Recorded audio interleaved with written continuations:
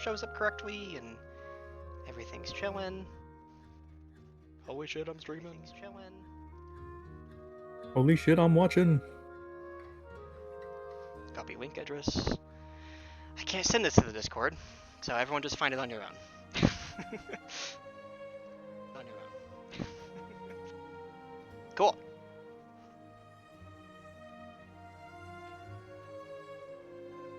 We did it.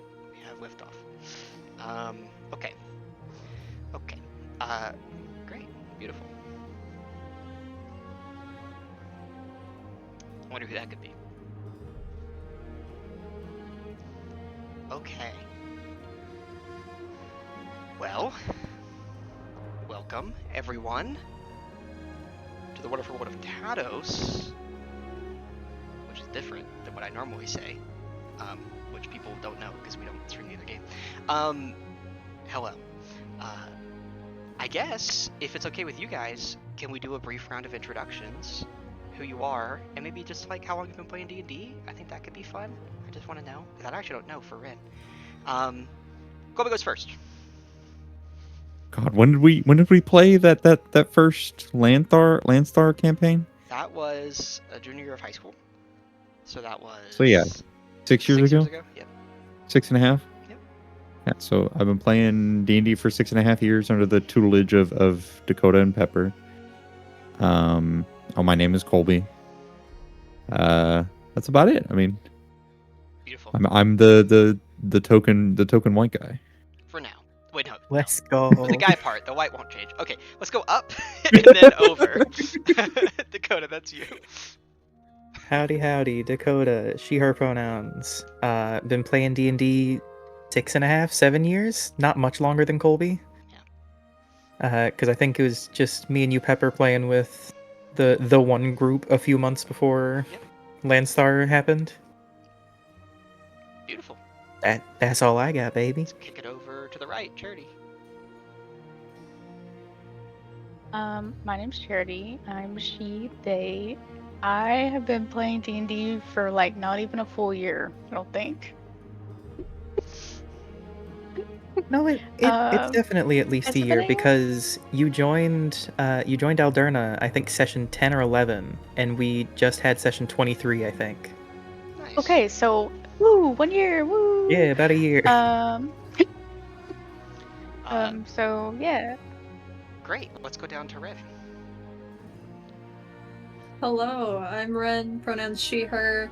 I've been playing for a while now. I started playing back when I was 16, and I'm almost 23 now, so yeah, I mean, it's been a while. I'm not good at math, but you guys can do the math. 6-ish years, yeah. 6-ish awesome. years. Beautiful.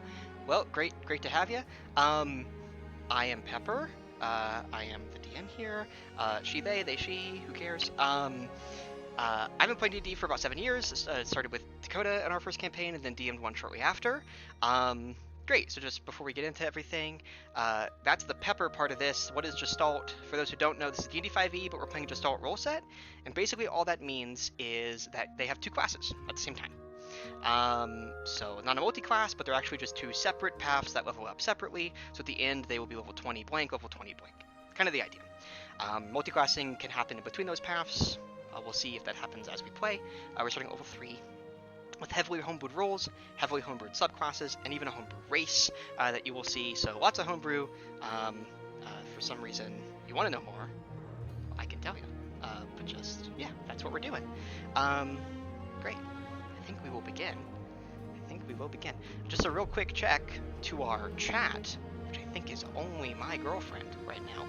I don't know. I haven't looked. And me. Can you hear the music? Can you hear us, but also the music? Yes, everything works from as far as I'm able to tell. Beautiful. I love it. That's amazing. I love it a lot. Okay. It's a little loud. Okay, good to know. Lower that just a little bit.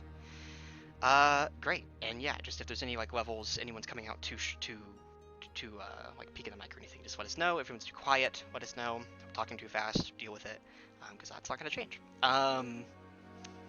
Great. So we're going to roll for this for now, and we're just going to see what happens. So we're going to officially begin with Talia Farhide.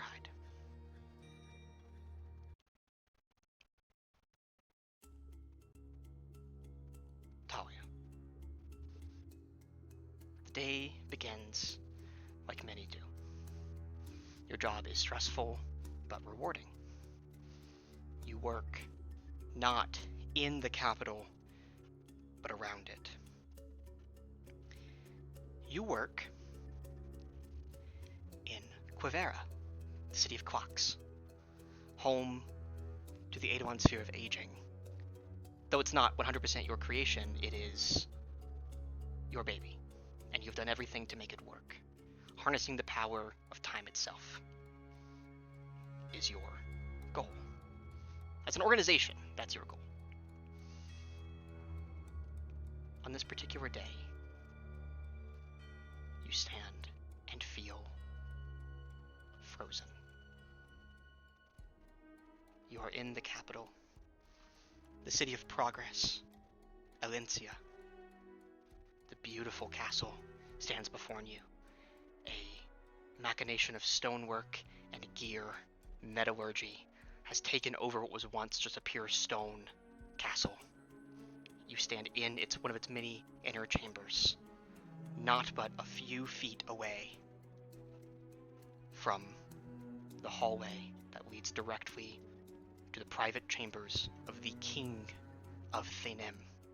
A Thane, an elf, not just a Thanesman, a half-elf like you, true and proper, the descendant of the one who created the Starforge, the pact that allowed for the revolutionary technology that you hold in your hand now, literally, as your timepiece sits there and ticks away, only right now it's not ticking.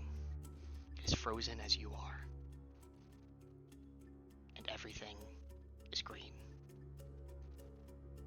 The castle was in front of you 1 second, King Devile away, and the next second, vine, plant, tree, root, bursts through the metal, through the stone, with a vengeance.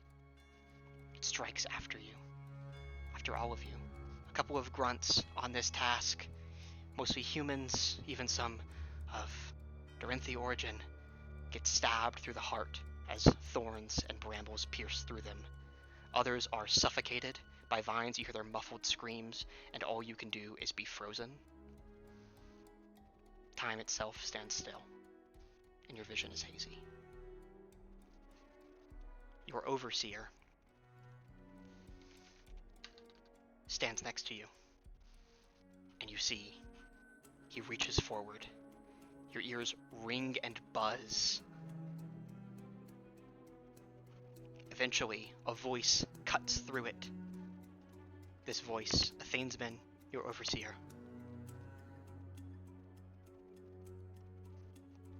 Arrow Valor is his name. Strikes you, pokes you, and shouts. Miss Farhide, what are you doing? We have to run. We have to go. What about everyone else? As you say, what about everyone else? You see he reaches forward to grab your arm and tug you back the hallway. A vine wraps around his ankle and pulls him down. You see as he slips from his balance, his head cracks against the metal floor, split open. And where once a harsh but fair man, talented and full of hopes, there is now but death. Blood, dark red, seeping into green. And that is all that you see.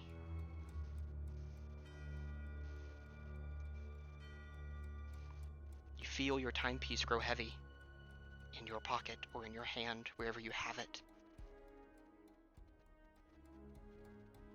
Your overseer, Aravalor, never saw it, but there was something special to you, to your timepiece, to what you could do.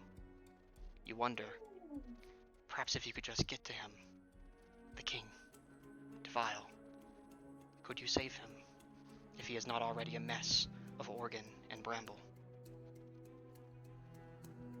You know that you could freeze yourself to last in a stasis for some time. No one has been brave enough to change it. And what human rights do exist in the kingdom of Thanem have prevented you from trying it on a grunt or an animal, not that you would know its results.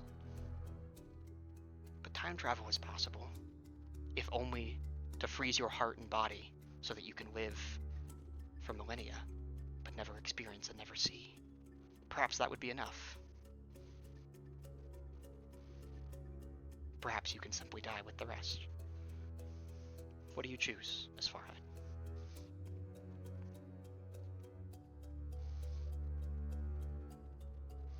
I would choose to keep my body intact and try to keep myself safe, so Okay. that's what I'm gonna do. Do you want to go after the king? Or is this simply an act of self-preservation? I would think I would definitely make my way there. Great. Or try to, at least. Go ahead, and for the first roll of the campaign, please go ahead and give me an acrobatics check, if you would be so kind.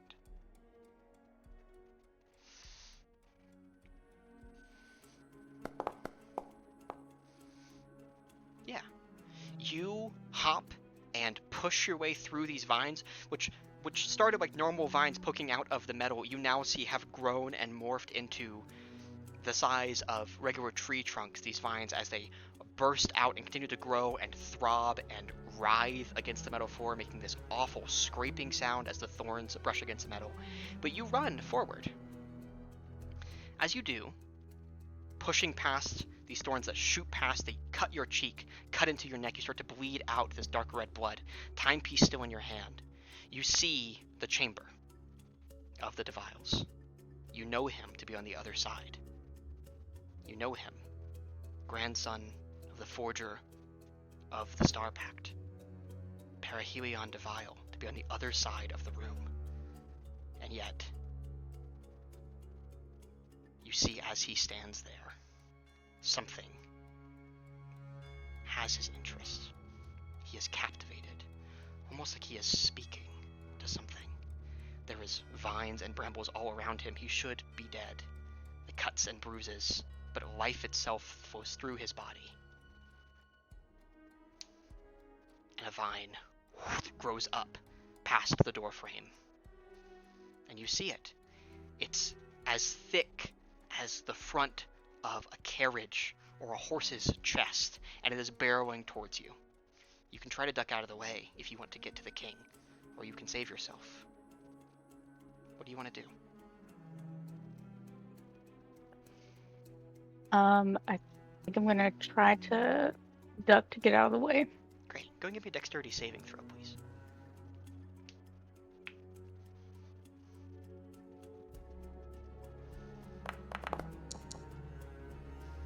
Great. Let's 21. fucking go. Duck out of the way just in time. It knocks into your shoulder. You feel your shoulder dislocate as it does, but you have made it out. You are safe. You are not crushed. You duck under it, and the door is in front of you. What do you want to do? Try to push open the door. Or is it locked? No, it's open. It's just the vine is growing through the doorway, but it is open. Yeah, I'm gonna push it open and try to see if I can go through it. You push it open. With that 21 dexterity saving throw, you can duck through and sort of dart forward, timepiece still in your hand. You see him there, perhaps the closest you've been to the king, at least in a very long time. You see him, the man you swore to protect when taking up a position here, with working on the Eidolon spheres, all for his glory, his majesty, the majesty of the Star Pact. What do you want to do? Do you want to try to reach him? Or do you want to do something else? I will reach out my hand. Am I able to get closer, or is my path kind of blocked? It is a mess of vines and brambles that makes sort of a network, a lattice around the room. You could crawl your way through it to get to him. You are very close to him, Reaching out, jumping might do it, but you are more or less stuck, as this room is filled with nothing but growth. I would try to reach out my hand, and I would say, I would yell at him, "My king, we need to leave. Please trust me." You see, as this happens, that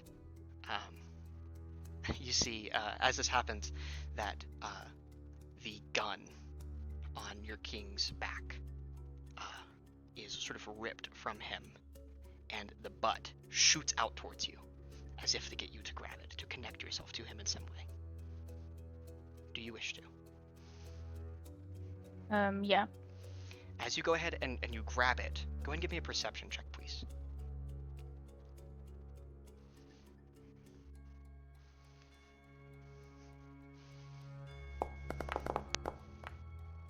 Okay, 12, not bad, not bad. 12's not bad. Well, you see that as this happens, the butt of the weapon is made of wood. The weapon has a lot of polished, like sort of metalwork on it, but the butt of the weapon is made of wood. And you see, as you grab it, as soon as you make contact, you see it, but you're just not quick enough to react.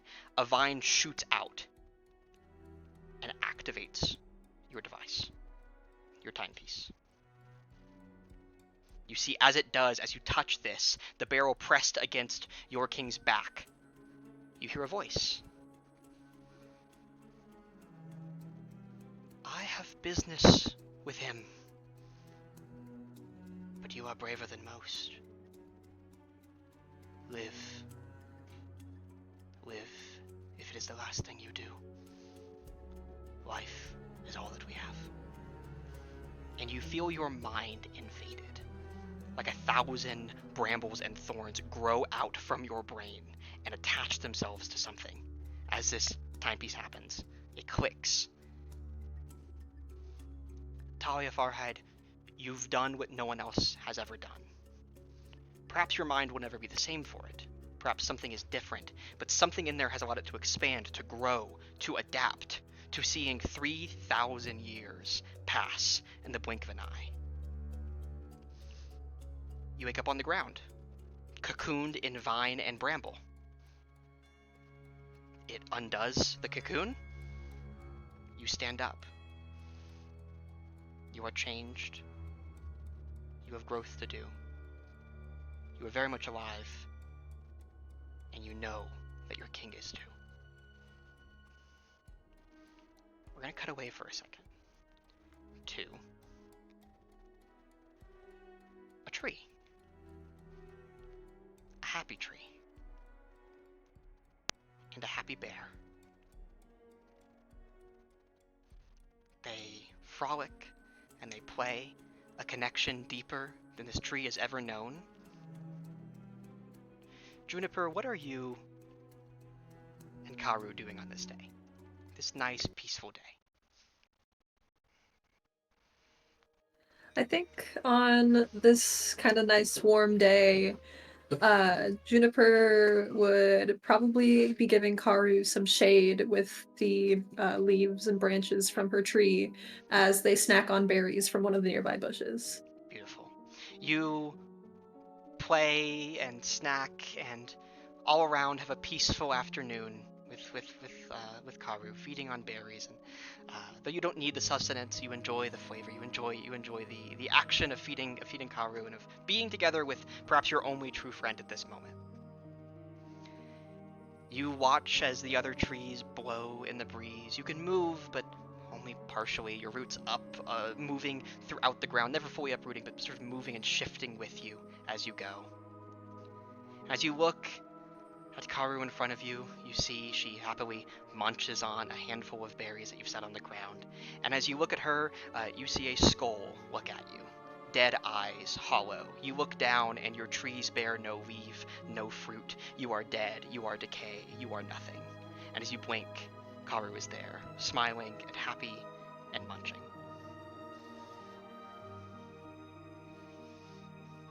What do you want to do? A little put off by this sudden flash of a vision, she'll look around and just kind of clarify to herself that everything is still as it is, as it has always been. Yeah. go ahead and give me a perception check if you could.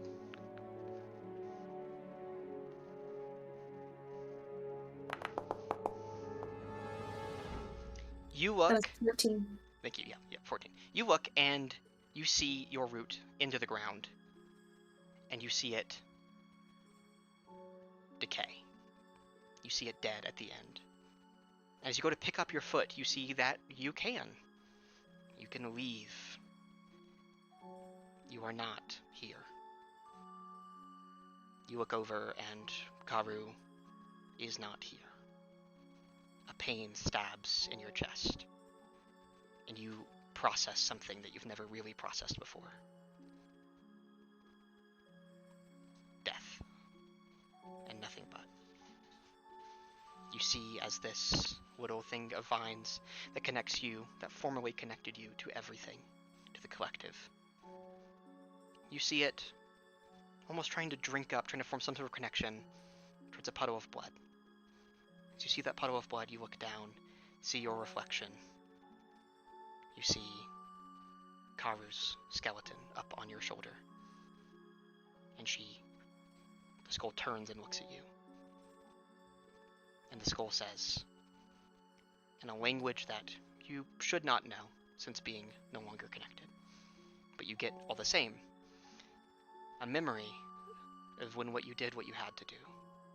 You see Karu say what she said then. I forgive you. I love you. And a dead friend is all you have. You blink and find the best approximation of tears form in your eyes. And you see that, though nothing else was, the blood was real. As you see, already up for the morning, leaning up against a tree, bleeding out of an open wound, pulling and swirling into something else, as you know them to do on occasion. You see Crimson. Crimson, what are you doing on this particular morning, as you see Juniper awaken? I think I'm probably, as you said, kind of messing with my blood a little bit, kind of getting it ready for the day, for whatever may need be. And probably just practicing my accents with myself a little bit, kind of making sure I know the local dialect well. Yeah. Just waiting for my friend to awake for the day. Yeah, you kind of flip through your accents and what you know, and you're in a forest, heading to a hut, so there's not much to practice, but perhaps thinking of the best one that might impress her, the person you go to seek. Juniper, do you say anything to Crimson as you awaken? Not particularly. She just kind of sits up and will stare off into space for a moment as she is still getting used to these newfound memories and feelings and just existence. Yeah, absolutely. Absolutely. As you look over to Crimson, kind of just ready for the day to begin, ready to process what you need to process and move forward, hoping that she will help you once you get to her. You can't help but feel that there is decay and death nearby. You know it, the source of it to be, but you can't help but just feel it, sort of off in the distance. On that note, we're going to cut over for a second. Colby. Oh, God. You feel a deep pain in your chest, like you are being clawed at with sharp nails.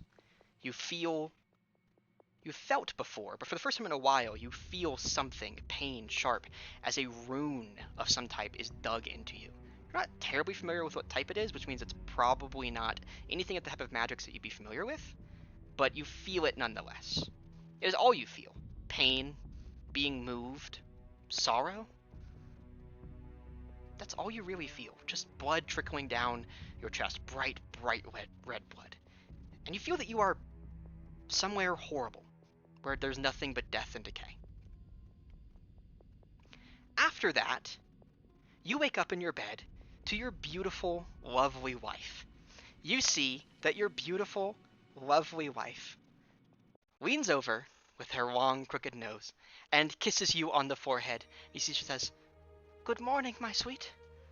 I trust that you had the most wonderful of dreams. I have much planned for us today. I need to forage more, and when there's foraging, there's basket duty. Your favorite.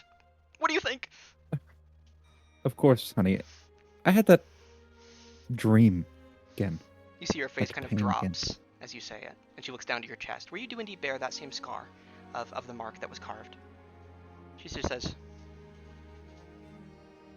"Poppycock, my charms didn't work. The dream spirits are getting to you. Little fairies, they infest. You don't know where they enter from. They could be anywhere. Every pore on your skin is an entry point for the nightmare fairies. I will cast another spell," and you see she kind of reaches out her hand and kind of mage hands over a little bit of incense that's already been burning, kind of burning through the night. Because who gives a fuck about fire safety? And you see, as she does, she kind of takes it and she waves it around in a dramatic way.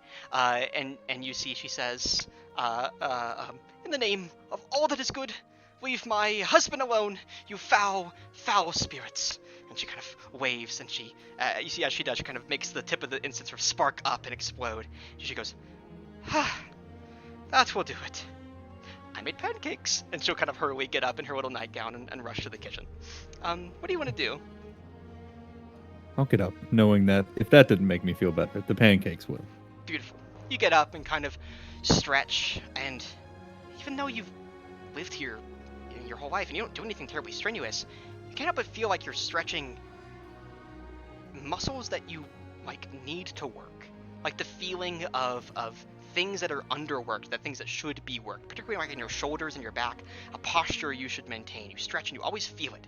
You never quite scratch that itch. Never quite.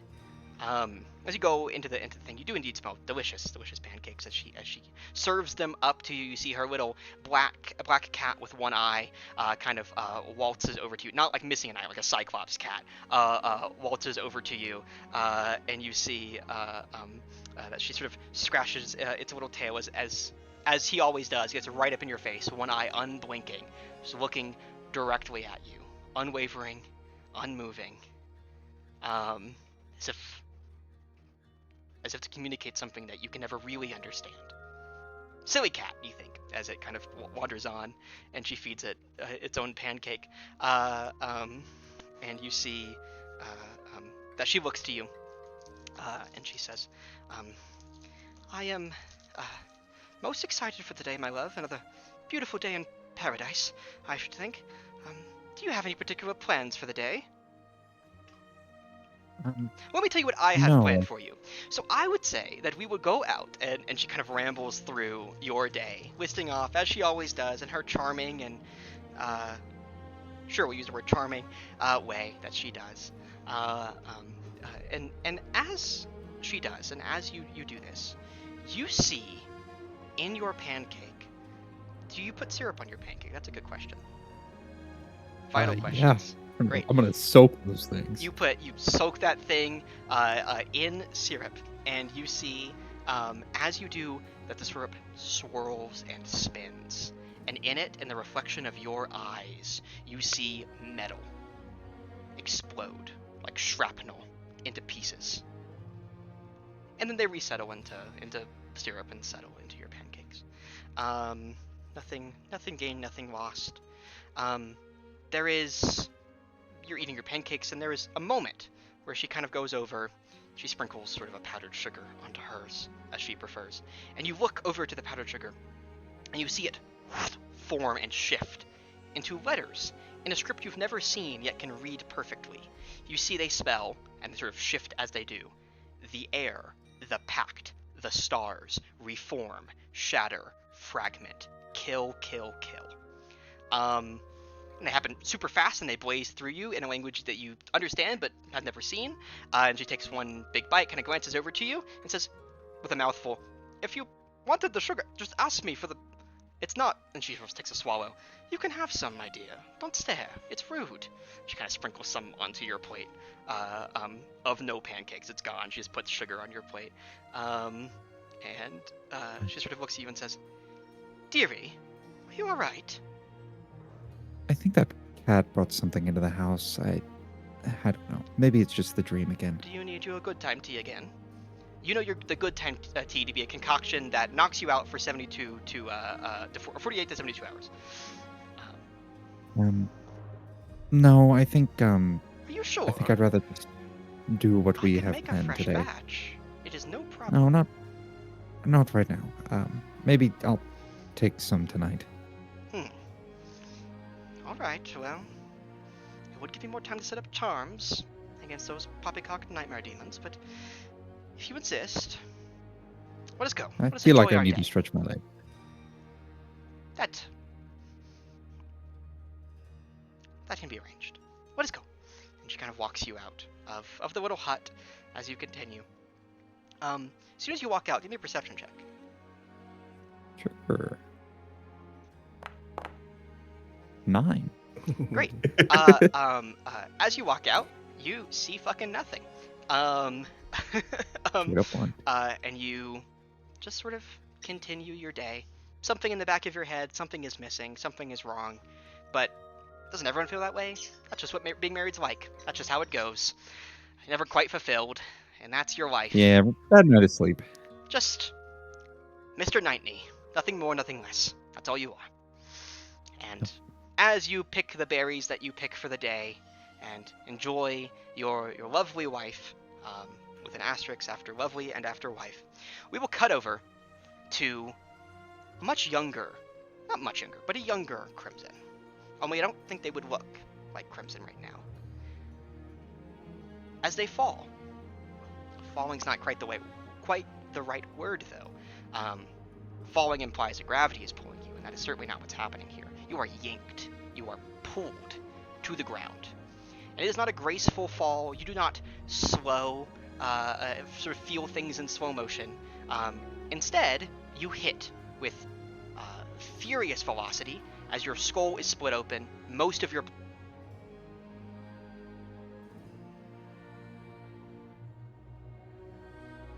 Headphones died. Oh, skill issue, get fucked. Old music. Metal is lodged deep within every part of you.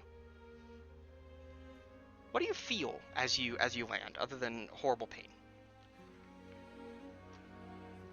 A horrible pain. Oh, I imagine just like a fear and a sadness that I won't be able to accomplish what I've set out to accomplish, and probably sadness that I won't get to see my my sister or my dear crush that I have ever again. Yeah, you feel your life as you know it, and as you are trapped, nowhere to go, and nothing to see.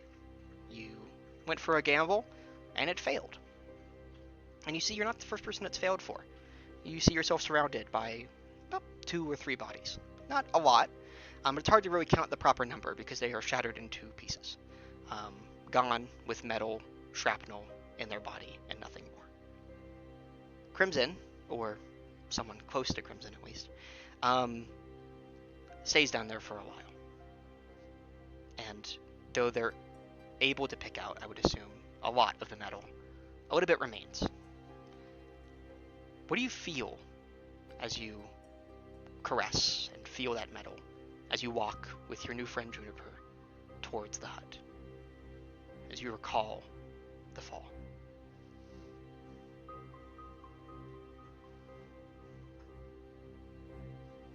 I think knowing how deadly that fall was, and the fact that I'm still kicking, still working towards my goal, I think I'd feel a little bit of pride, a little bit of fear in not fully knowing exactly what is in me, but pride that I've gained the control over it that I have. Yeah, absolutely. You feel the little bits of metal flow through your veins and your heart pump it through your veins and control it in some fashion. And yeah, there's pride and real, sincere gratitude, perhaps, over the life you've been able to live, even with what happened. We're gonna cut over now once more to Talia. It's been many months since you have awoken from the cocoon that you found yourself in. You now know a name, a target, Ralinth, another name, Thainsman Terrell, and yet a third name, a location, the Hollow. Little pieces to connect you to your king, the king you were so close to save, that may be in danger from the force that forced you into the present, the future from your perspective. You've adjusted to this world enough where plants have overtaken what was once a vast and beautiful metropolis, or rather collection of metropolises.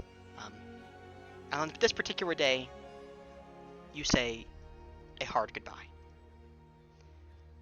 To Camilla, to Imran, Raya, Myra, Kaylin, to the Bernstons.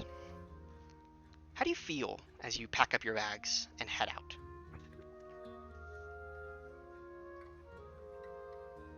As I pack my things, I'd feel sad, but hopeful that I have news and a direction to finally go to find my king. Yeah, absolutely.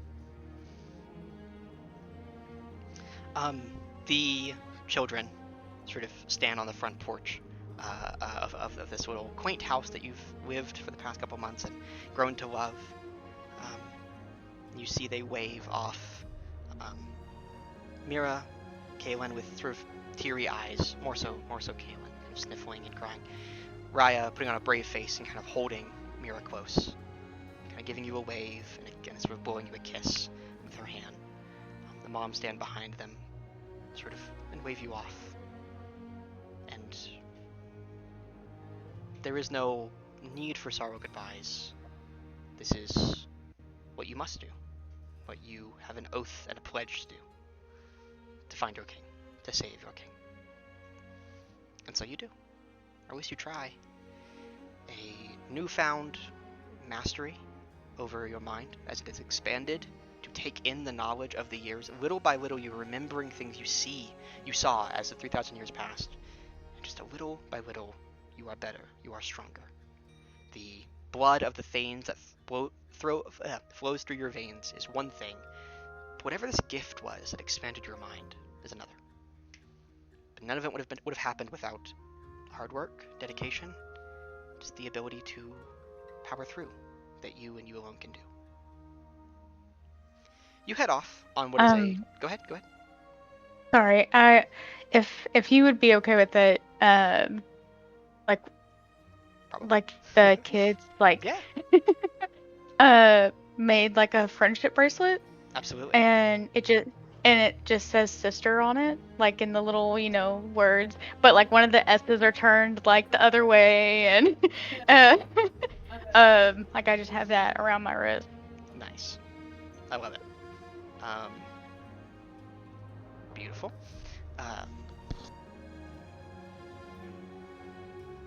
That's adorable.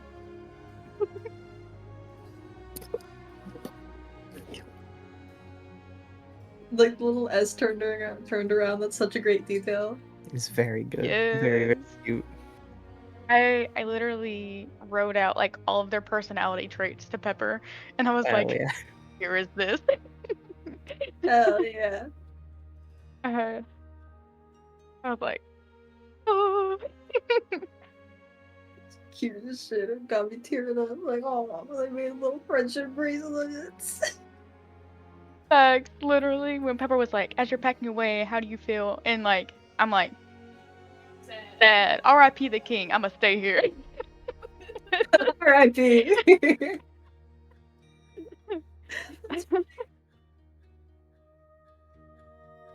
Also, Colby, your wife. Got a problem with my wife?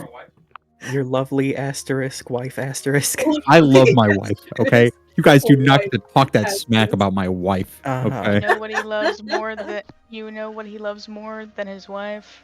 Feet. Frank and his hog. Yeah. That's actually true. It's true. It's canon. Yeah, I actually knew that. It's written into the lore. Okay, so great. I'm back. Sorry, doggy concerns, but we're chilling. Beautiful. As you head off with this friendship bracelet on this what ends up being this multi-day kind of journey, what's kind of going through your head? What are you hoping for? What's going through your head?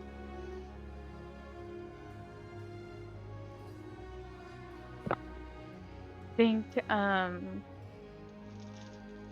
trying to make sure like I'm going like the correct direction, and trying to be like very like precise with like where I'm going and like what I'm doing, and just reminding myself like saying, I wasn't saying like a final goodbye to them. I was saying like I'll see you later, and like really like holding on to like the memories and like cherishing that, but not trying to get too distracted. Absolutely. Trying to like work through it. Yeah, absolutely. I love it. Yeah, as you do this, and head off, and think through this this somber but ultimately not final goodbye, you quickly find yourselves after a few days in the hollow, rather near the hollow. I don't think you go in, and you see basically what Rowan described, or at least what you saw in the vision. A slave operation. You don't see the Thanesman, Terrell, though you do know roughly that it was 57 years ago that this thing happened. But you do indeed see this slave operation of people going into the hollow and digging and searching, though it is not as robust as it was. And you see that the glimmer of hope that you saw in people's eyes, especially like Rowan's eyes, you don't see anymore. There is no hope. And you know what that must mean. That one was found. And you know what one was found. You know that Perry was found. But you don't know what happened to him. You are able to continue on your way. I'm going to say, as you do that, go ahead and give me an investigation check. See how good you are at tracking him down.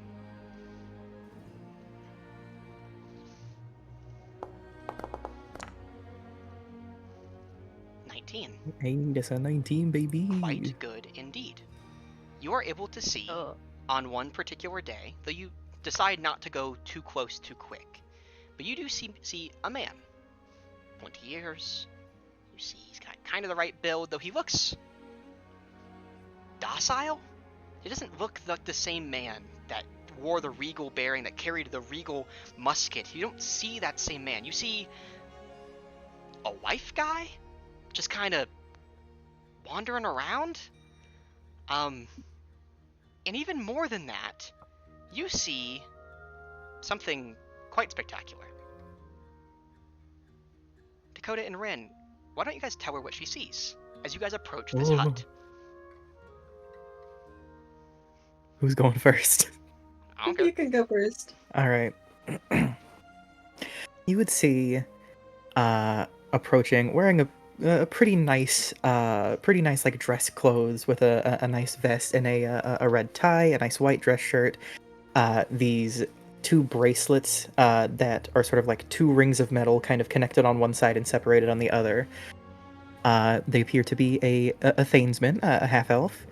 They have this short red hair that's kind of slicked back, and they have eyes that are about the same color as the hair. They wear a sort of thick cowl around the neck that attaches to a cloak that drapes down behind them. They stand about 5'10", 5'11". And yeah, they got a few piercings here and there, and I think that's the basic rundown. Absolutely beautiful. There's Crimson for you. Why don't we kick it over to Juniper? What do they see? Before you see a creature that stands at like a medium build, slightly on the shorter end, maybe 5'4" in height. It's hard to tell. But this creature looks like a creature. She looks like a mix of undead and tree. Her skin is half decaying flesh and half rotting wood. Open wounds that have like long since dried out litter her flesh, and moss, mushrooms, and spiderwebs cover her bark. She has elk-like antlers made of wood, and her face is gaunt, her sharp teeth peeking through some gaps in her cheeks. Her eyes are pure obsidian. There are no iris, no pupil, just black nothingness. And she carries an aura of sadness around her. Yeah, that's awesome. Rin, go ahead and mark inspiration on your sheet. Because I know your ADHD ass spent a lot of time and effort to make that sound as good as it did. Because that sounded amazing, and Let's that was fucking great. go. Go ahead and mark That's my inspiration. goal right there. That was awesome. Let's go! Beautiful. Yeah, you guys approach, and you see a man picking berries, kind of goggles strapped to his face, and overall kind of dorkish. And you see a woman that you presume to be the woman that you're here for. Colby, why don't you go ahead and do the honors of both describing to them what they see, though I'm not going to put your art up yet, but also describe what your wife looks like. You're a wife guy. Describe her. So she looks like a normal like Thainsman woman, right? At this point. Yeah, no, certainly. Yes. Sorry. Yeah, Yeah. so I imagine she doesn't look too different from the man you see. She's got long black hair, like all the way down to like mid back, with probably like a half up style. Probably wears like a simple brown, probably tattered, slightly clothes with like a little knapsack around her waist. Kind of like wise, like eyes with a little bit of like wise brown eyes, kind of slightly sunken in, and some age marks around her face or whatnot, and the half thing or the Thainsman ears, the half elf ears. Probably stands around like 5'4", 5'6" or so, but has like that hump that you would get in your nose after her nose recovered from being broken, I imagine, and like a big beauty mark, but like it comes out a little bit too far. Beautiful. I think that's about it. All right. I love it. That's what you guys see before you. You know this to be the man that you're here, or sorry, the woman that you're here to see. What do you guys want to do?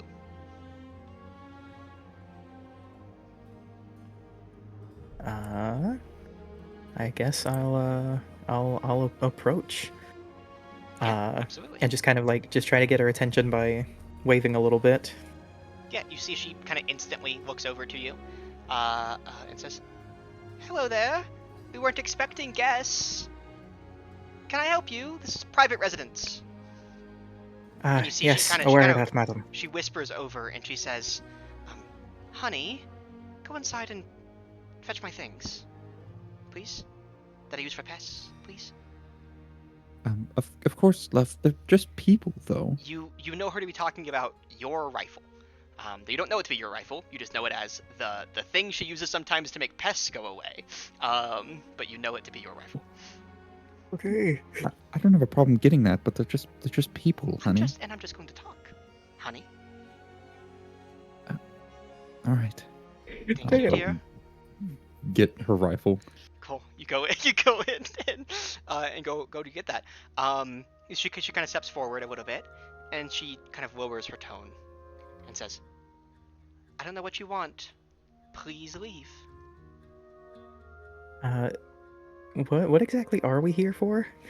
It's more so for it's just Juniper. help. Yeah. Yeah.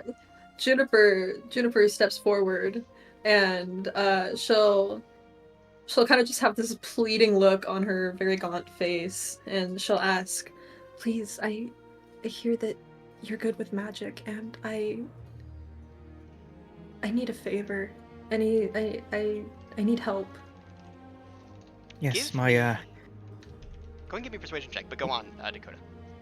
I was just gonna I'll like put a hand on Juniper's shoulder and just say, "Yes, my friend here has been through a lot, as I'm sure you can tell by giving her a quick look. We'd really appreciate anything you can get for us. Please." persuasion check, please, Juniper. Go Juniper. Let's fucking go Juniper. That's a Dirty dirty 20. 20. She Let's fucking go. strides forward, and at this point you can grab the rifle and kind of walk out. She strides forward, and if you will let her, she's going to reach out her hand as if to like put it on your face.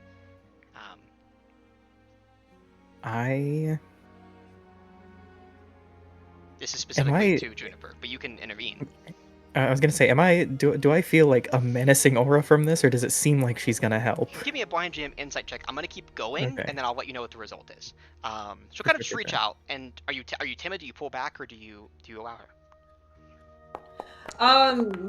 Juniper's new to this world. She trusts her. She puts her hand on your face and says, "You are something quite remarkable. I've never seen anything quite like this. This is amazing. You can stay. I will help. Crimson, bad vibes. Eel, Oh, bad God. vibes. Very bad vibes. And then you see a guy walk out with a gun. Very bad vibes. Yeah. I will sort of cross my wrists and clash them together. And the sort of sharp inside of the bracelet will cut into my arm and cause like a river of blood to start pouring down. And I want to bring it up to my hands and form it into a big ass maul. Great. You As form I'm going blood to- into. You gonna use your Sanguine Blade? I'm going to create my blade of blood, Beautiful. and I will take 2 damage. Does that also Crimson Rite it, or no? I don't remember my own features. Yes, I believe so. And what is your It also does the same damage as the Crimson Rite. It is lightning. Beautiful. That's what I need to know. She'll look at that and say, cute trick. Talia, you kind of poking back behind a tree. You see this beautiful kind of pumpkin like vines and this thing behind. You see this fucking half elf, this thing's been just form a maul out of blood. You see this terrifying monster creature, this weird woman caressing, and your king standing in the doorway wearing dorky goggles and carrying his musket like he's never held one in his life. What do you want to do? Oh, this is the best. Oh god. Colby made a build so broken I had to nerf him to be a wife guy. It had to happen. Also, I'll say it's like the art isn't accurate on the gun. It's a lever action, not quite a musket. Cool. Gotcha. Speaking of, I will go ahead and now show that art. How far away am I from Mr. Goggles over there? You're pretty close. 50 feet? Like, you're pretty darn close. Okay. Just kind of hidden behind a tree. This is gonna be stupid. In fact, I'll go ahead and have Perry and I will roll it for Annie. A perception check, please. And we'll contest this with your stealth there, Charity, please. Okay. Got an 11.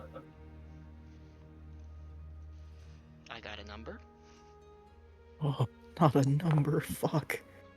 Yeah, That's you're a hidden. natural Natural 20. 20. You are hidden. You are That's a not nat seen. 20? You can do whatever you want. I'll give you advantage on the next thing you try to do here, as you just like. Oh my god. This is what you've been training for. This mission went so well. You left your loving, amazing family. You found the hollow. Were not spotted, and immediately see your king. What do you want to do? I'm going to censor what I said in my head. I think what I'm going to do. Oh god. I'm gonna cast a spell. Okay. What the Okay. fuck? Okay. Do you want to use a psionic dice to do so without components? To do it subtly. Oh shit! Hell yeah! Just to be Yeah. clear, that is from Psionic Power. Obviously, it is your, I believe it's called Psionic. There it is. Psionic Focus, which just means you can kind of use your own body as the focus here. Great. So you expend a die. That's awesome. You have to actually post this just for the future. I'll do it for this time, but just post the actual energy Okay. die. That's all good. That's on Foundry. Yeah. So from your subclass Sonic Focus, when you cast a spell you can choose to expend one Sonic energy die to ignore verbal, somatic, or material components, so long as they lack a material cost, gold cost that is. What spell are you casting? Okay, beautiful. Mage Hand, so it's already invisible because you get it from telekinetic. What are you doing with Mage Hand? I'm grabbing the gun. Okay. Just because Perry is so fucking lost in the sauce right now, I'm gonna allow you to try. Can I please, you roll me an int check, and then I'll say you, Perry, roll me a sleight of hand check. And does she have advantage on this because She of has the nat advantage because 20 of the on nat stealth? 20, yeah. Let's fucking go. Beat a So you 20. just want Not an a dirty int check? Beat a dirty 20. Yeah, just an int check with advantage. That beats a 30-20. Let's Perry, fucking you stand there go. with this gun. You see that maybe your wife was right as this maul forms out of this creature's hand. And as you hold the gun kind of towards your wife, this is a pest that needs to be taken care of. It is yanked and slowly floats away from you invisibly. Just kind of slowly trails backwards towards a tree. Honey, someone's got the gun. Where? And she kind of yanks around. This yank is enough of an attention away to get an opportunity attack if you want, Dakota. If you want to smack No. a bitch, you can. I'm not wanting Is my to smack a face bitch. yanked as well? No, she lets. Yeah, sorry, she lets go. No, I was like, if not your face is yanked, smack a bitch. I do not want to smack a bitch. I want to be ready in case a bitch tries to smack me Beautiful. or my good friend. Charity, you've got this gun slowly floating towards you. Perry starts to freak out, and this woman turns and begins to sort of stalk in that direction towards the gun. What does anyone want to do? It's anyone's game. Can my mage hand point the gun towards her? You can like maneuver in the air to where it points at her. That's fine. You can't fire it. Yeah. But you can. Yeah. Maybe she doesn't know Yeah. that. Yeah. Yeah. You guys Yeah, just see this gun float and point towards this woman. I want to just look over to Perry standing in the doorway and just like gesture over to the gun with my blood maul and just say, hey, I think you lost your grip on that, friend. Is that normal? She being Annie is going to freak out. She'll roll an Arcana check for her to see if she knows what's happening. Boy, does she not. And she is going to flip out. Let's see what she's gonna do here. Just in case, as soon as I see her start freaking out, I want to, like, put a hand on Juniper's shoulder and just kind of lean down a bit and just say, all right, I know it's not what we came here for, but be ready to fight. I think it may end up happening.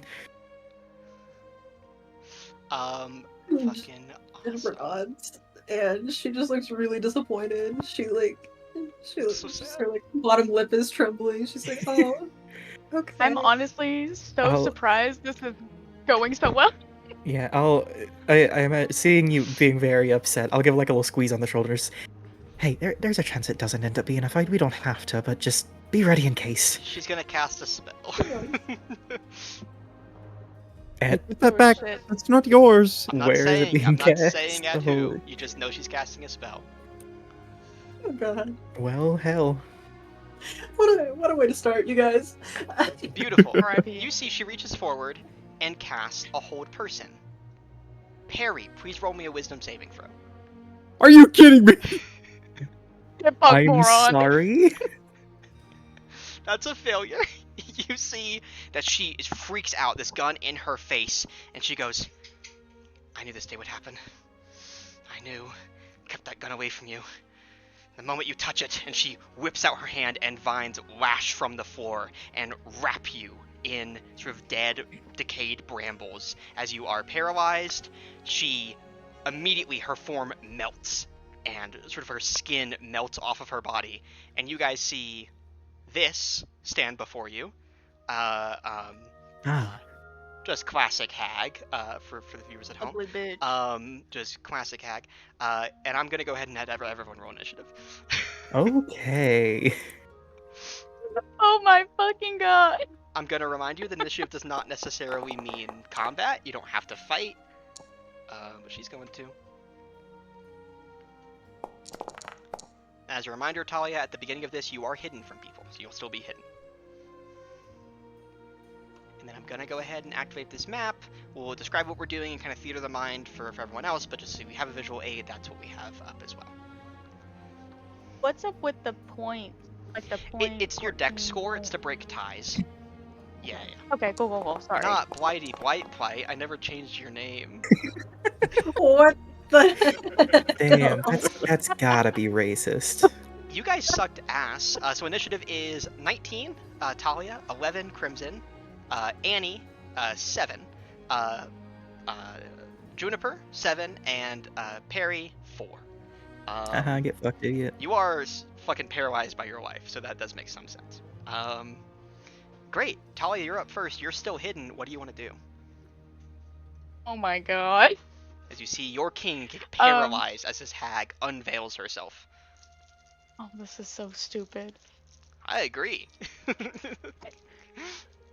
We changed the music. This is bad and awful and dumb, and I hate it. Can I get Probably not. my... Can I have my mage hand bring me the gun? Let's see, how far can Mage Hand move, like, as an action? I want to say 30 feet. I think so, too. I think it's 30 great. now. Yep. I'm gonna say the gun's, like, here. So, yeah, you absolutely can. You can bring the thing straight to you. It's your action to do that. Yes, that's Cool. fine. You the thing, and the gun's in your hand. Not gonna put it in your inventory, but it is what it is. Yeah. As I'm holding this gun, I want... Hold on. Why did the music not play? There it goes.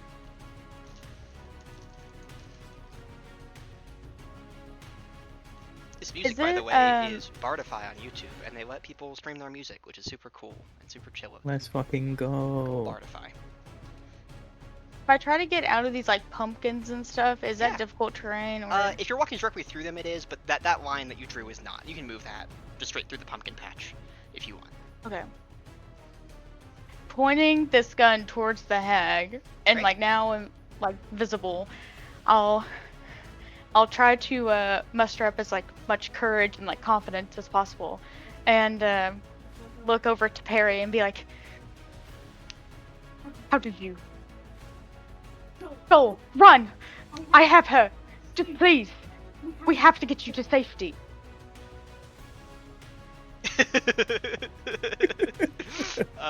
Beautiful. You're paralyzed. Anything else you want to do? Any bonus actions? I think right now, no. Great, awesome.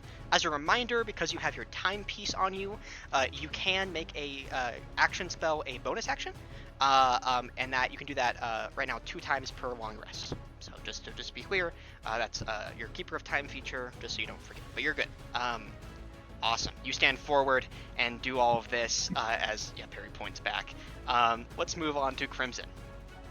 I forgot to mention, whenever I activate whenever I get my fucking massive blood maul out, before I do so, I will flip my hood up on my cowl, and a mask that is kind of set within it will fall over my face, and I'll shrink down from like 5'10", 5'11" to about 5 foot tall.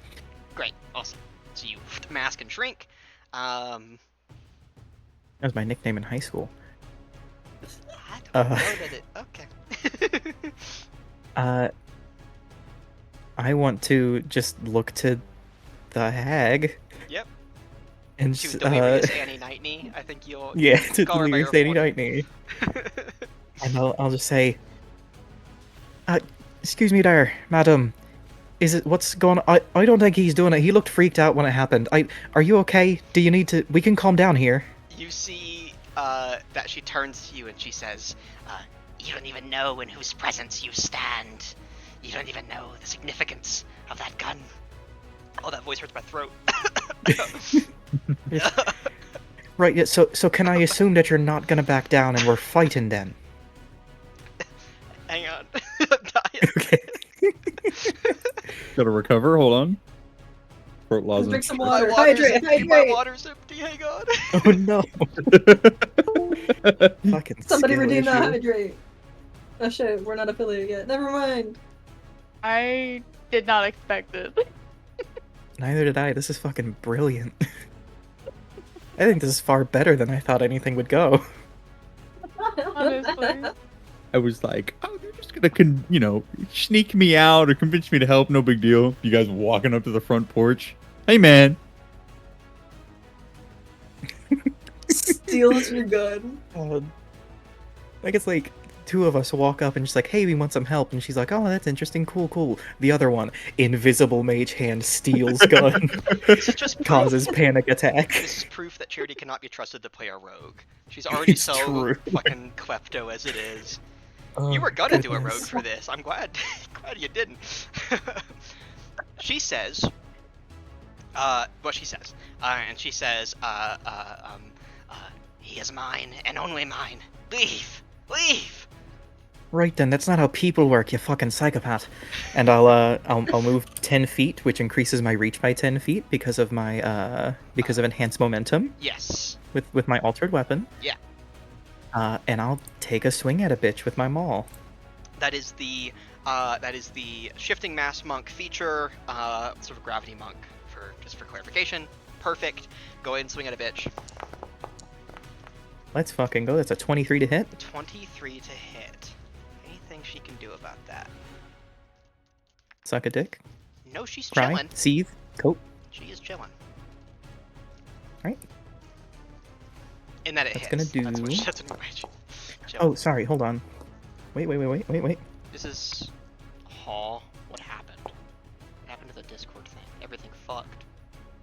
Oh no. I think I know what happened. Is it because Charity Yeah, I turned think the cam off? it'll fix herself. Fix itself when she turns the camera back on. We're all in the wrong place. Oh If no. we can get in the habit, I know it sucks not to be able to turn the camera off. If we can get in the habit of just like putting something over the thing, if you got to do that, like a sticky note or something, just for the future. I will get you guys. Actually, I guess I can just. Could I not just? Let's see if this works. Doesn't fuck with shit. Just makes it black. Turn it back on. Yeah, I can just do that. So if you need to step away, just let me know and I can do that. But anyways, sorry. 4 damage? No, that's not right. How much? 18 damage total. 18 damage total. So just talk me through where that's coming from and what the damage types are. It is. All of it is lightning for this. Okay. That is 2d6 from it being a maul, plus 4 from my wisdom modifier, plus 1d4 from Crimson Right, plus another d4 because my altered weapon lets me add a martial arts die to 1 damage roll per turn. Awesome. Perfect. Just wanted to clear all that up. And this is your altered weapon, obviously. Indeed. 4. Yeah, that's great. Awesome. 4. Anything else you're doing? She needs to roll concentration on hold person. She sure does. Thank you so much. Also, I'm so sorry. I'm so sorry that it messed up the Oh, no. stuff or whatever. You're chilling. I don't know if you heard me say it, but just if you need to step away, let me know and I'll turn off the camera on here. I need to like send it to the Okay. Foundry, that way it's not like interrupting anything, because I can't really see Discord messages, so that works great. 21's gonna do it. She saves on the hold person. But what does your attack look like? What does it look like to hit someone with a lightning blood maul? Yeah, I imagine, given the weird shit I got going on in my blood, I'll kind of like take a running start forward, and I'll sort of like swing out, and it looks like she's about 3 or 4 feet too far away to be hit by it, as this like sort of red lightning, like electricity, crackles around the weapon. And I'll reach it out as far as it can go, and it'll kind of shift and extend a little bit further than it should be able to, and these bolts of red lightning will reach out and cling onto her and pull the head of them all towards her and just fucking like ram into her shoulder. Absolutely beautiful. She screams in pain that my throat won't let me do. Anything else you're doing? Any bonus actions? Yeah, I'm gonna move. You're not gonna these hands or ass? I'm gonna move 10 more feet. I'm still within 10 feet. So I'm gonna hit her with a sticky hand. Okay, let's do it. And I am going to spend 1 key point to Flurry of Blows. Awesome. Perfect. Gonna punch her. Here's that first one. 24 is gonna do 24? it. All right, and I don't add anything to this because I've not Crimson Righted my sticky hand. Correct. And also, you've already used your once per turn D4. Mm. And it is actually That is bludgeoning. 6 bludgeoning. Yeah. Cool. Yes, this is just my hand. You're chilling. So that's the first one. Concentration, please. Yes.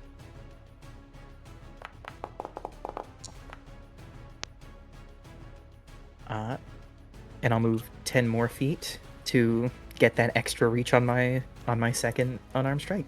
Beautiful. Does a 15 hit? 15 is not gonna do it. That's okay. And I'll move back and stand in front of Perry, and just kind of look to him, and like reach back and like tap on his chest a little bit, and just, is there anything at all you can do to get out of this? All right. It's like you see like the Mr. Krabs tear, like in the SpongeBob movie. Yeah.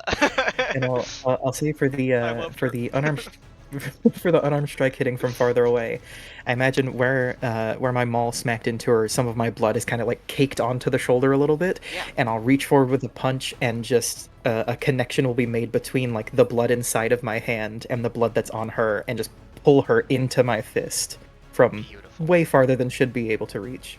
I love it.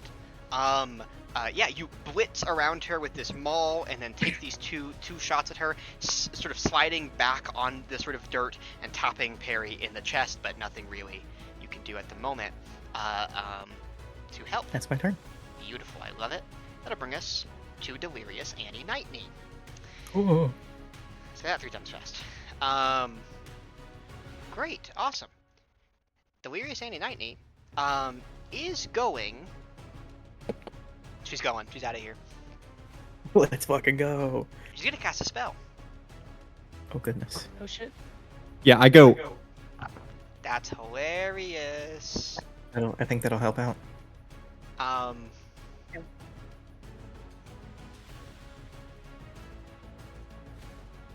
She is going to throw a ray of frost your way, Talia.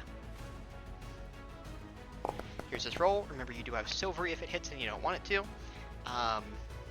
15 hit you?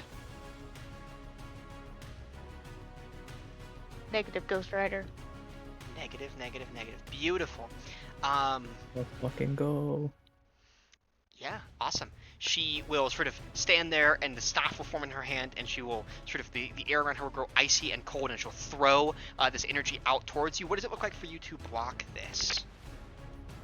Or dodge it? As if my like timepiece is like almost trying to protect me. Mm-hmm. These like clocks, like the again like pocket watches or whatever, Mhm. like come up and like get frozen from the ice instead of me being hit with it. Hell yeah, beautiful. I love it. She is gonna move on back a little bit.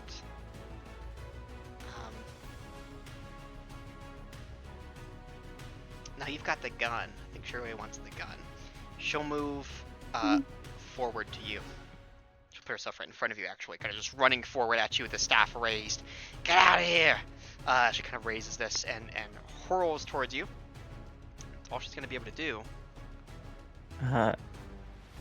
I would like to look towards Juniper, as this creature runs over to this woman who took the gun, and I just like want to give a sad look and just say, I'm afraid it's time to get big and scary and violent, friend.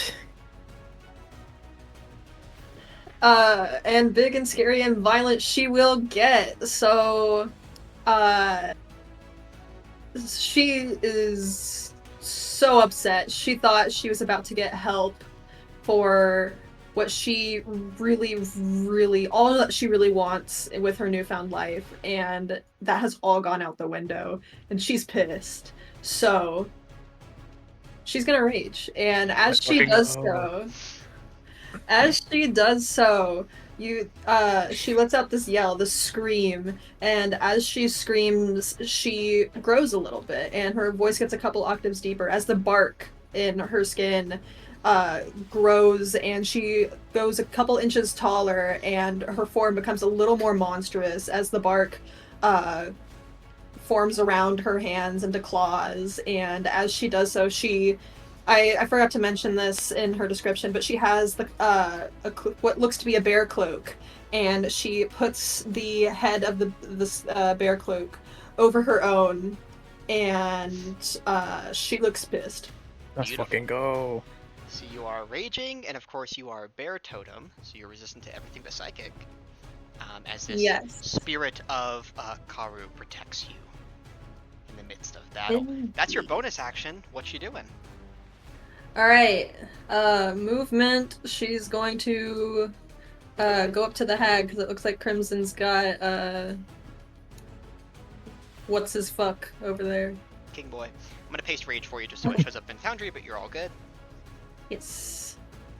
It already said that I had one docked, I was spawned in sorry. with it. I gave it back to you and then I sent it to you. I saw that. Okay. Yeah, I fixed it. But you're all good. So go ahead and move your move and then run up towards her. Take your swing if you're swinging. She does. With her zombie-like hand, she grabs the great axe from her back, puts it into both hands, and she's gonna swing. You've got it. Let's fucking go. You want That's to my reckless? goal. Heck yeah, she'll reckless. Go ahead and roll with advantage. Remember, if this hits and you don't want it to, you can always silvery barbs there, Charity. If you want to fuck over Ren. Do it, it's fun. What's really funny is a natural 20. That's our Let's first fucking go. critical Damn. hit of the game. Go ahead and roll that damage. Yes, ma'am. Do you want a Divine Smite? I do want a divine Yeah, smite. Let's yeah, you fucking do. go. Go ahead and face Divine Smite. Is it a fiend or undead? No, she is Fae. Damn. Sorry. Hey. Unfortunate. That is Push Divine beautiful. favor. Divine Smite should be in features. It wouldn't be in your spell book. Even though it uses a spell slot. A spell slot. If you want, I can paste it and you can just type in the damage manually. Yeah, I see divine health, I see divine sense, I'm not seeing divine smite. Here, I favorited it for you so it's on the front of your page now, just for the future, but you can unfavorite if you want, but just so you see it. It's in active abilities on features. Not a big deal though. Go ahead and roll that damage, and you can just type in 2d8 manually, and then the crit should do the crit thing. And we are playing with better criticals. I think I turned that on. I hope I did in the Foundry. Which means we'll max out those dice, and then you'll roll again, and that's how better criticals works. Let's fucking go. Fuck, okay, hold on. No, you're all good. That's the d12, and then just roll... 2d8 plus 16. Yeah, 2d8 plus 16. Yeah. Oh boy, that's a lot of damage. I'm just now seeing it. Yeah. Oh boy. Oh, that's my goat right there. Concentration DC by a good bit. Not a lot of it though. Yeah, that's not bad. 25 and 19, that's technically one instance of damage. 44. She is bloodied. It's a DC 22 concentration check. Don't think that'll do it, Ooh. as you are no longer Loser. paralyzed, Perry. As she hits this hag, she's just going to roar in her ear. I thought you were going to help me! Beautiful. You take this great axe and you swing into her, almost cleaving her directly in half. And for but the briefest of moments, you feel everything. Every fiber of being, as you once had, you feel everything. You look at a pumpkin and you are the pumpkin. You feel the leaves, you feel the air, you feel Karu protecting you. And the spirit of this bear, the spirit of everything that you have lost, that you thought she would be able to give you back, you smite into her and cleave her down. And in doing so, she roars back in pain, this awful, horrible yell that will rip my vocal cords in half if I try to do it. And in doing so, Perry, you are unfrozen as you kind of rip free from this embrace, and you see the gun in the hands of Talia, and you know it to be your gun. You feel suddenly just this itch in the back of your head of that's mine and I want it. But it's still Whitey's turn. So anything else you want to do? That was my bonus action, and I moved a little bit. She's gonna stay right here though, so that is going to love be it. my turn. I love it. That will then bring us to the new reawoken to Perry. Go ahead, Dakota. I was gonna say, feeling like having the hand on Perry's chest, feeling him able to move again, and seeing this big ass hit from my from my friend Juniper, I'll sort of say over to her, just like, yeah, there you go, get all the anger out, I'll make it better, I hope. And I'll, like, feeling him able to move again, I'll pat Perry on like the side of the chest, and just, right then, I think you're up then. Beautiful. Perry, that's you. We do a Yeah, I'm gonna say, pussy hand off there. You- Cat hand off. who are you and what have you done with my wife? And you see she turns around, sort of like literally barely hanging on. Like as she goes to turn around, her front body, or the front of her body, sort of bends and dips as you see this exposed wound barely hanging on this connective tissue where you've cleaved through her, there, Juniper. And she looks at you, and she says, "It's me. It's always been me. Help me, dearie. They're hurting me. Help me, honey." What's Perry do? My wife doesn't look like that. Yeah, I'll turn gonna- back. I'll turn back from under the mask. Just say, yeah, I think you got a little bit tricked there, fella. Sorry to tell you. They never look What's like that? their profile pics. It's true. Listen, I've had a few bad experiences myself. a lot of you can help me look for my wife, but that gun is mine. I need it back, and I'm going to use my bonus action to teleport. Oh, beautiful. What does that Yeah, look so like? in this blink, like my eyes will kind of grow a little bit. That platinum, white or silver will kind of glow really quickly as I blink, and I just disappear in a little speckle of starlight, and I reappear right there, kind of pulling out or walking out of the pumpkin patch. I'm gonna walk 15 feet here and 5 feet here, and if you'll let me, I will try to like just use my object interaction to just take the gun. Just If Talia is I willing, will help you. that's as simple as it is. But go on, sorry. I will help you, but this is mine. I will help you, but this is mine. Sorry. No, you're good. I imagine that's what Talia did. She's like, what? One more time? Sorry, what? Come again? I'm sorry.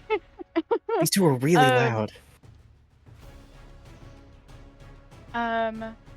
Do I get the feeling that he's like actually on our side?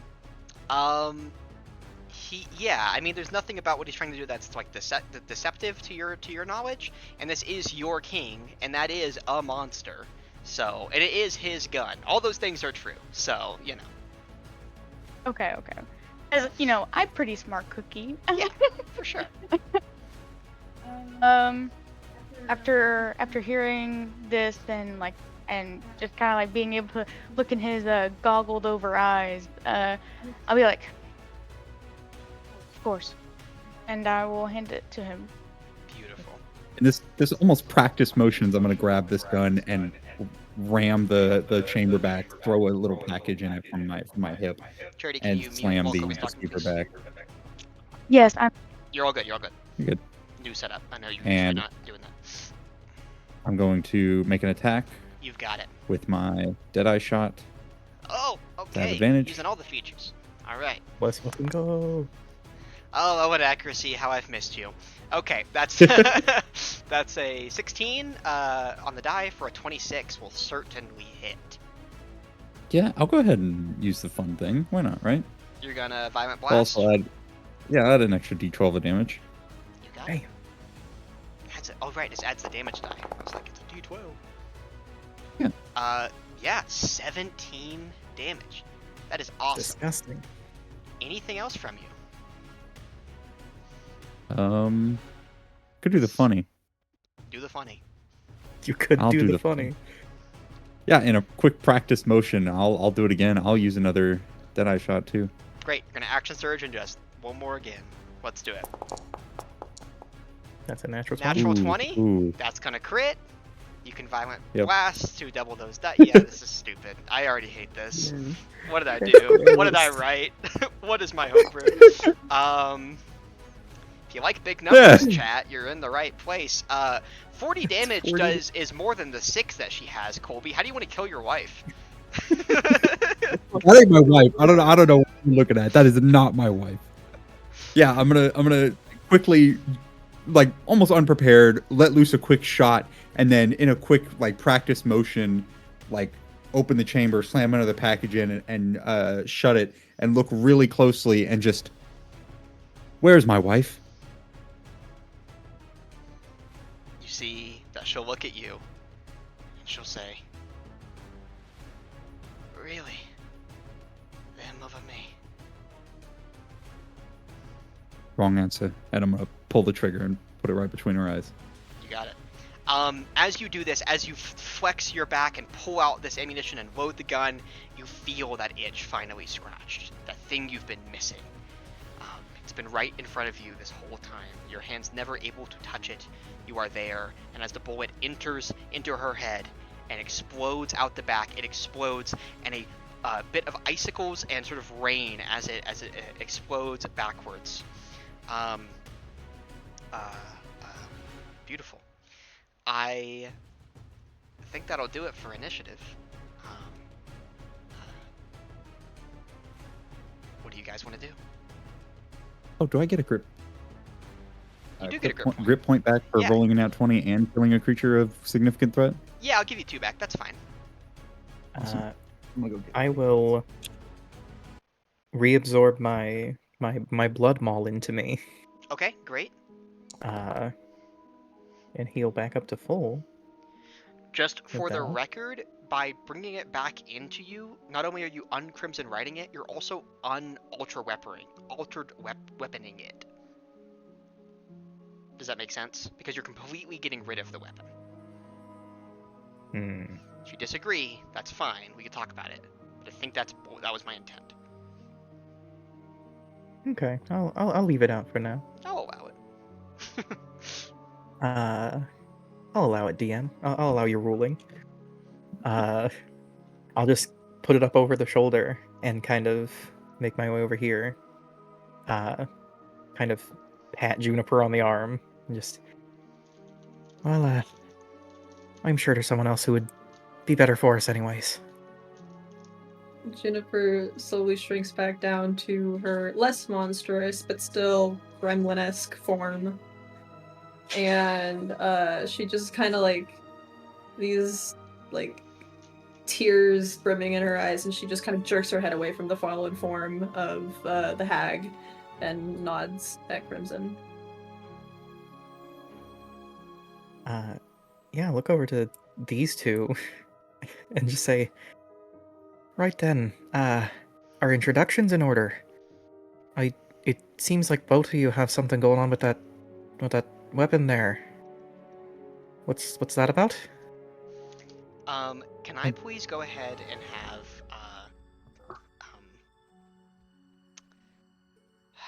sorry, to remember character names. Can I please have Crimson and Juniper and Talia all give me history checks? Can I have advantage because I'm cool? No. I have advantage because I'm old. Also no. That's a 13 from me, partner. God damn. another nat 20. There we go. That's a Juniper, natural that's my 20 go. from me! Beautiful. Blood. Talia, you don't know shit about Crimson. Crimson, you don't know shit about Talia. Juniper, you, once again, feel connected to everything in this moment. Or at least recall a time when you were. And you know who these people are. You feel your roots, some of the roots of the collective, protecting this woman, Talia, in a cocoon for thousands of years. You feel her heart beat. You feel her awaken and her walk. You feel her travel to the hollow. You feel her know of Ralinth, the man that you know of. You feel this deep connection to her, as you used to have with all things. And if that was a campfire in your vision, what is a spotlight of 1,000 suns next to it is the connection you have to the dorky-ass man who just put a bullet between his to put a bullet between the eyes of his wife. You know this to be Perihelion de Vile, son of Arland de Vile, grandson of the forger of the Star Pact, the man there when the overgrowth took hold. You know this to be, in some ways, the man responsible for the overgrowth itself. And you also know that he knows none of that.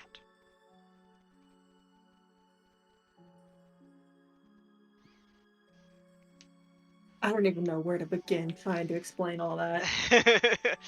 That's the thing about seeing everything. It's like, what do I even do? It's like Where do I start? What's the most? Do I go most important or like It alphabetical? does literally feel that way, right? Because it feels like everything is equally important. A bunny hopping off a tree and a war killing millions is kind of the same when you see everything and live forever, right? What do you guys want to do? I guess Juniper's going to point at Talia and say, just we had you under our protection. And you, and she'll point towards Perry. And she'll like kind of tilt her head to the side. May have been the one. And she'll pause as she like tries to gather her thoughts. And she just kind of like gives up for a moment. She's like, I know you both. And she'll kind of like lean in over to Crimson and so like she'll know that Perry used to be like the king. Yeah. I mean, technically still is. I mean, the monarchy didn't dissolve. It was exploded. Okay, yeah. In that case, she'll lean over to Crimson and kind of just like point at the two of them. I point at Perry first. That's the king and his squire. I don't think she'll know like the relationship that these two had, other than this person tried to save the king. And Right. yeah. I'll lean over and just say, I'm sorry, since when did you have these kinds of connections? I thought I found you, like, when you first got up. Is that... Damn, you need to tell me more about this before we... Alright. Crimson, as by far the most normal one here, in terms of just like living Crazy. in the world,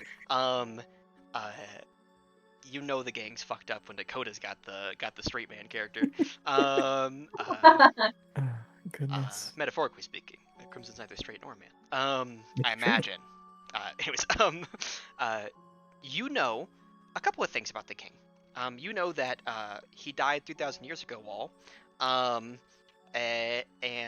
that he's an elf. There are no elves. He's a Thane. There are no Thanes. He has the divine right to rule. Because of that, that's at least the prevailing theory. You know that Thanesmen try to use their connection to Thanes in the current day to wreak havoc and be evil bitches, like Lilith, like Victor, like them all.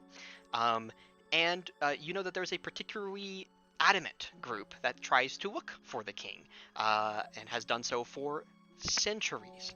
That being the BDR, the Brotherhood of Divine Reconciliation. And you know that your friend, Juniper, has learned something of them recently, or has a memory of knowing something about them. All that is to say, if this truly is the king, lots of people are going to be affected, and lots of people are going to want to know. But also, this is part of the lineage that is responsible for the discrimination that you and like others like you have faced, right? So it's a double-edged sword here, right? Like you're standing in front of the embodiment of the system, right? The man, capital M. And yet he is a scared, fucking helpless, whimpering, sniveling, crying, shitting his pants. Goggles seeing. No, you dorky see ass this. goggles have an You see ass. this man who just doesn't know any better, doesn't know anything about what people are talking about. Yeah, I'll sort of like glance over to them from under the mask and turn back to Juniper and just say, I think we better keep that under wraps for now. Maybe find a better location than this to discuss it, I think. And I'll sort of wave over to the other two and just like, right then, I guess I can go first with the introductions. Good to meet ya. Name's Crimson. What do the two of you go by?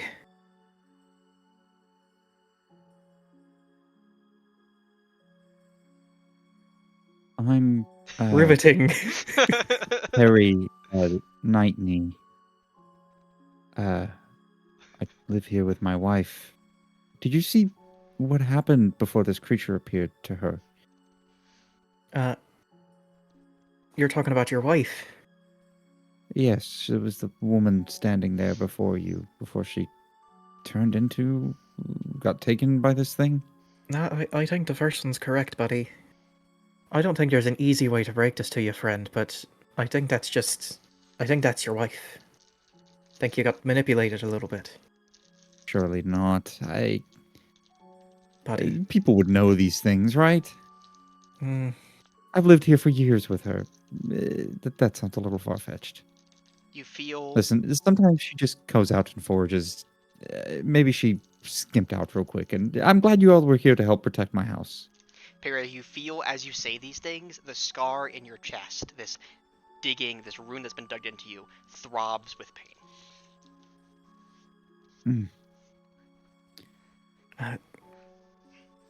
Listen, like I said, I don't know if there's an easy way to break this to you, but, buddy, you watched her walk up to us and then turn into that thing. I don't think there was an opportunity for her to, like, go somewhere else.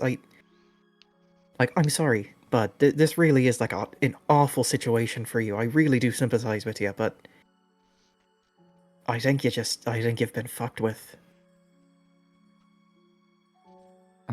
Listen, no offense, but who the hell are you? Crimson, I don't I've know just you told you people. this. I know this, but it was figurative. I don't know you people. And apparently you didn't know your wife either, buddy. No, I Juniper's did. gonna step up at this point, and she's gonna just kind of like nudge the dirt around with her foot as she talks to Barry. It's like, I'm Juniper, and I heard that there was a hag who lived here that might have been able to help me with my problem. And she didn't. And she kind of like looks over at the corpse.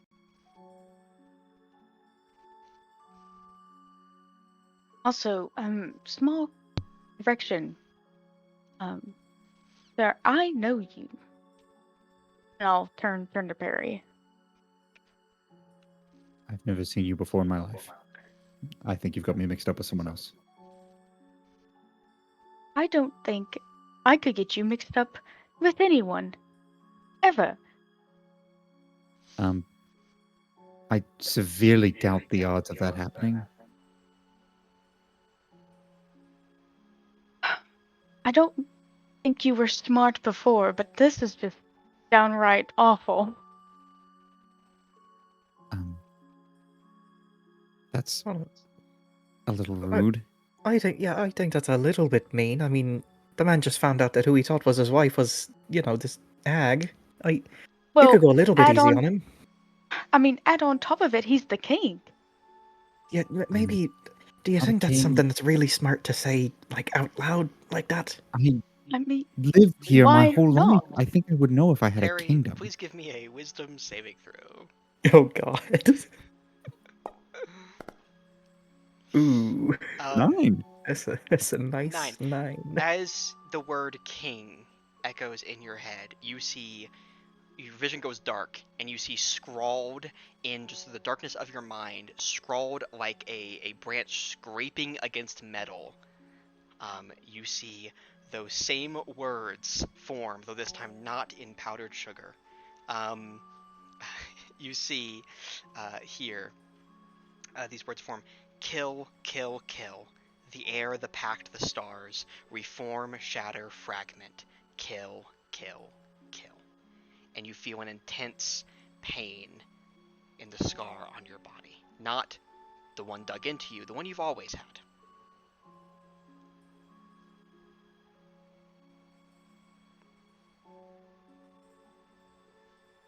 Listen, I'm getting this like just searing headache. Do you have any proof of what you speak? I mean, I tried to save you. Well, I reached out to you when everything exploded. Literally. what explosion are you on about? The gun? I had that under control, I think. I might have looked very confident holding it, but I can guarantee you, I have no idea how that thing works. Okay, listen, why don't we all come in? Have a nice cup of tea, wait for my wife to get back, and we'll see how these things. We'll talk about if I'm a king or not. Do you have any real memories of her?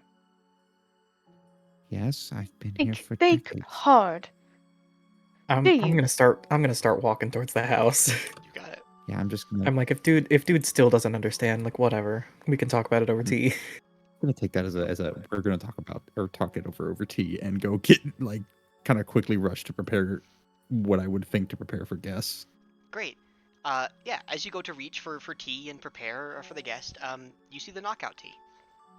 You can serve it if you want. Just an option you have.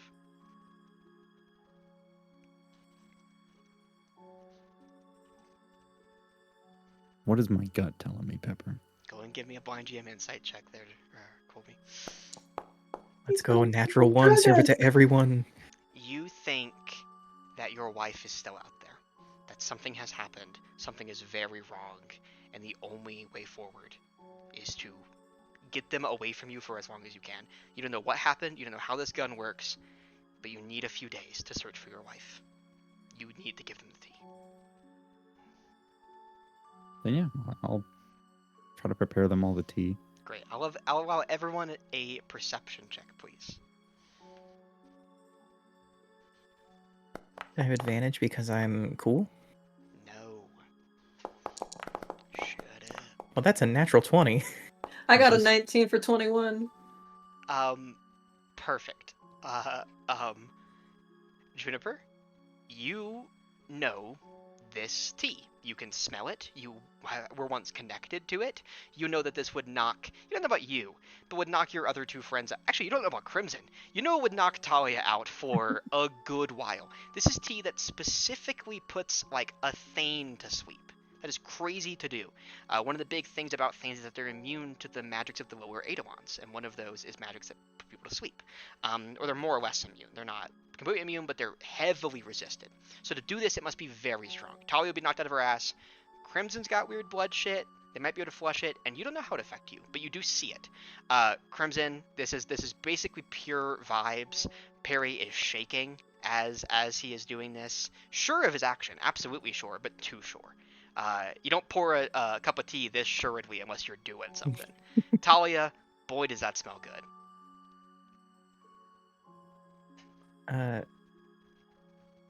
Yeah, for sure. Whenever the tea is like brought over to us, do you bring it over on like a tray or something? Yeah. Yeah. But before it is set down, like I'll have taken a seat, and as it's going to be set down on the table, I want to reach my foot around and kick the tray and just fucking scatter it everywhere. You got it.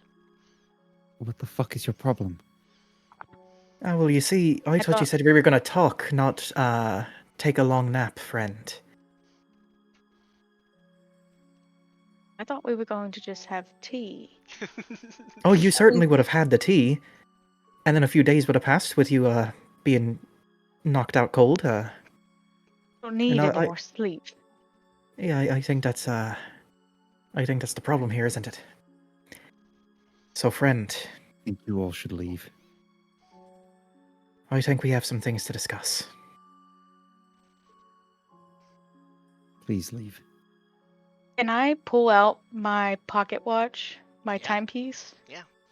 And can I show Perry it? Does it trigger anything? That's a great question. Can I have Perry and Crimson roll me a blind GM insight check?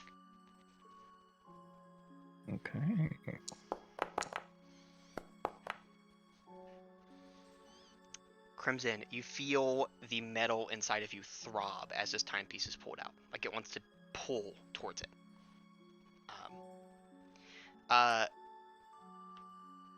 Perry, you see this, and for the briefest of moments, there is a name that pops in your head.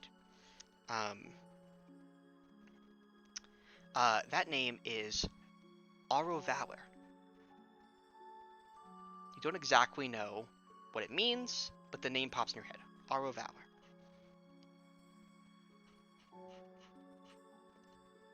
Did you get that from someone named Aro Valor? If you don't recall, Charity, Aro Valor is the name of your, yeah, you got it. He.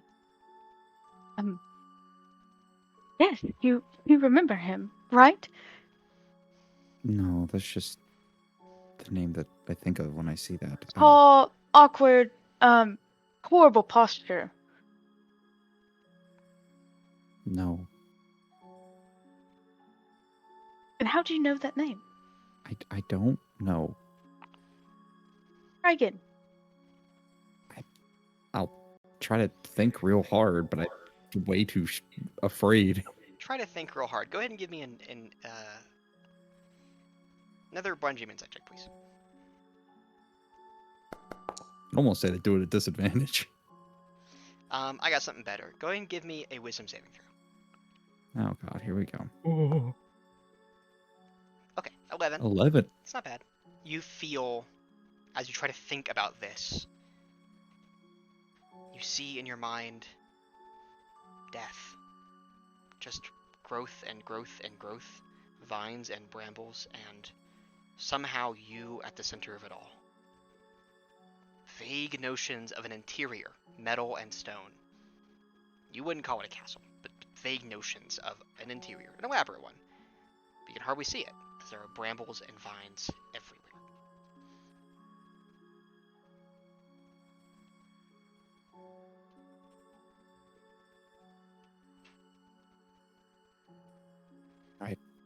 Listen, unless you have some sort of proof of why you need to be here, you people bring back things I shouldn't be able to see, and pain. I am no king. I'm just, all I do is I work on this gun, and I pick berries with my wife. It's a simple life, and I enjoy it. I know about the scar, right? Yeah. I will put my pocket watch back and just kind of like, taking in like what he said and being like, then what do I know about your scar? The rune on your chest. What?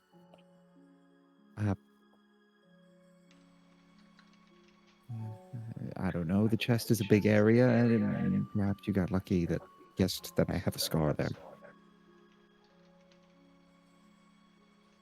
She did also mention a rune, I believe, if you want to take that into account, if that's any more points towards her validity there. I don't know what I can do to prove to you that I'm... Do you all not understand how weird this is?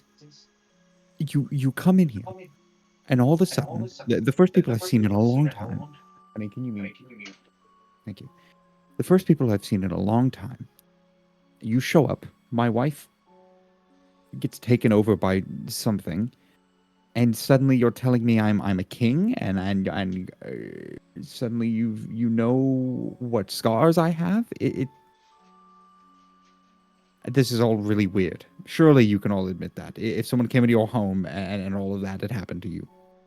Oh yeah, it's weird as hell, buddy. I don't think any of us are trying to deny that. Just... I mean, she was right, wasn't she? And that hag out there, at the very least, like you said, if it wasn't always what your wife truly was, took her over in some capacity. Crimson, as you say those words, please give me an investigation check. Ooh, okay. And can I She get invested on my conjoined Gation? her to give me a perception check? Ooh. That's a nice clean 5, baby. Cool. I was gonna ask Pepper if I could take a look around like the house or the room that we're in to see if there was anything like secret that she was hiding to like I mean, you can. further like I gotcha. You can get up and start snooping. I mean, people are gonna see you doing that. You know what I mean? But you can do it. Yeah. Give me an investigation check if you want to do it, unless someone's gonna stop her. We'll just listen. My wife doesn't really like it when people go through her things. She doesn't even like it when I go through it. She doesn't let me. How long have you lived with your wife? How long have I lived here with my wife? I mean, A few I'd put it- decades? I'd put it somewhere around exactly 57 years. Okay. Can any of you roll Damn. above a 3? That is 223 on the d20s for us. Yeah, that's ass. Yeah, it's a little bit.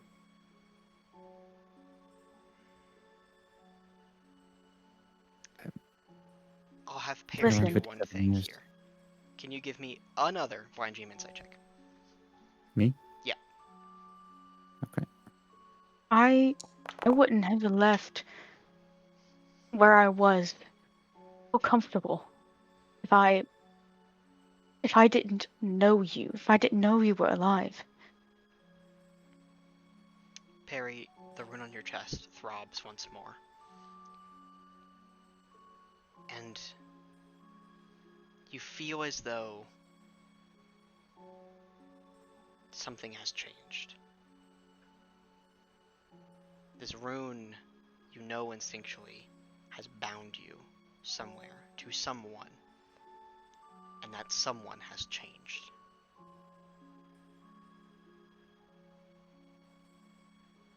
To someone very close to you, like geographically, to someone very, very distant.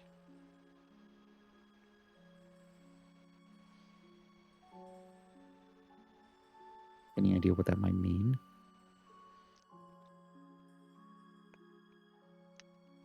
I'll give you it on the insight check.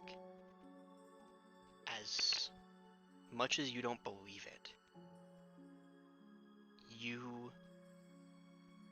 if that hag is your wife, has always been your wife, you wonder if her body was hiding anything, like the rune on your chest.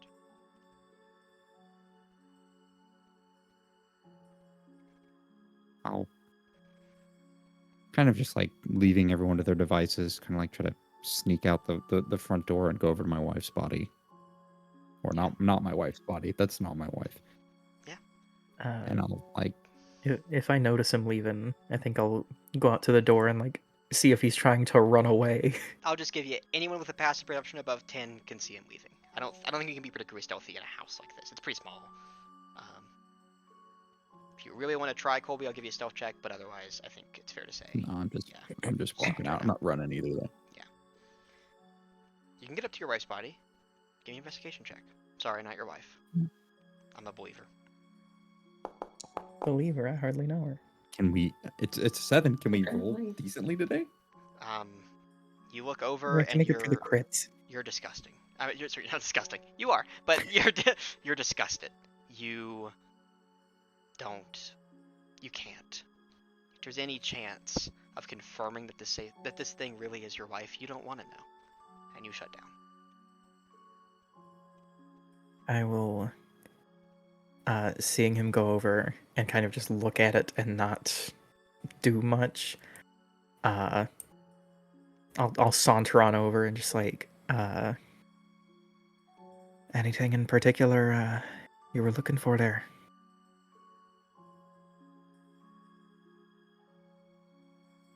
I don't know. And like a child, I'm gonna get up and go into our bedroom. You people need to leave. I don't know. None of this is right. Oh, you Do think- I? Sorry.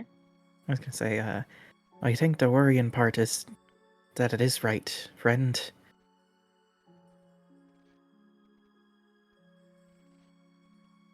Do I have any idea of what could kind of like get him like back to reality and like what's really going on?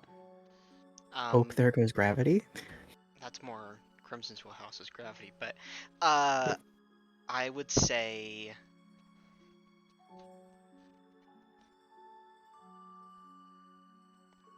you were given this knowledge of what happened because you saw it happen as it did, as it unfurled. He was not. You know that he was stationed away where no one would find him.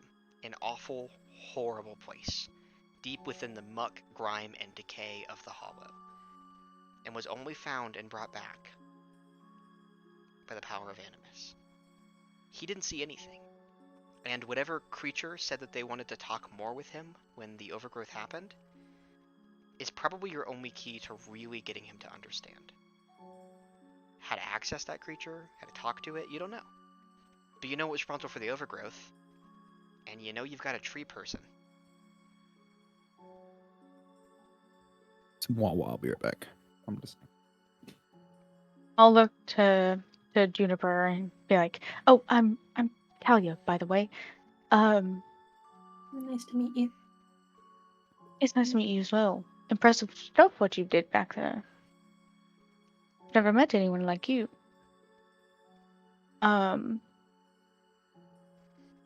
When everything happened, someone said that they wanted time with him. Any connections to that? Anything feel significant?" Give me a history check there, Ren. Okay. Not Juniper, Ren. Yeah, Ren is the History check right now. Oh shit. What's the fucking Jimmy Neutron? Go, Brain Blast. Brain blast. Okay. That's I'll straight down. blast your brain. Ooh. I mean, yeah, it's just the collective. It's just everything. That's all that she's talking about. It's just everything. The Forest Collective. She'll try to explain it. Well, before I was this, and she says this with disgust. It's obvious that she does not like how she is right now. Before I was this, I was everything. And she seems to get like a wistful look in her eye. And she goes on to explain, I was the forest, I was the grass, the leaves, the bushes, the berries. We, I, us, was all one.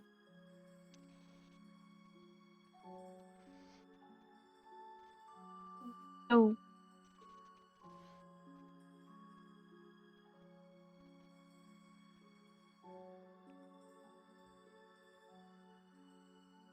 Is there any way to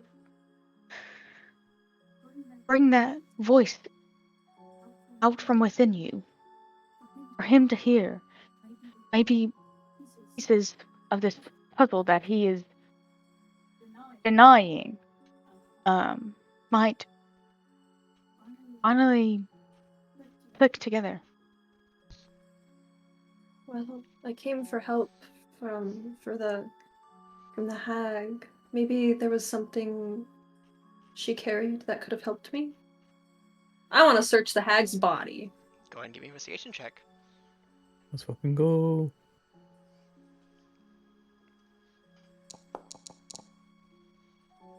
That's my goat right there. 18! Upon Save's body, you see something on her inner left thigh.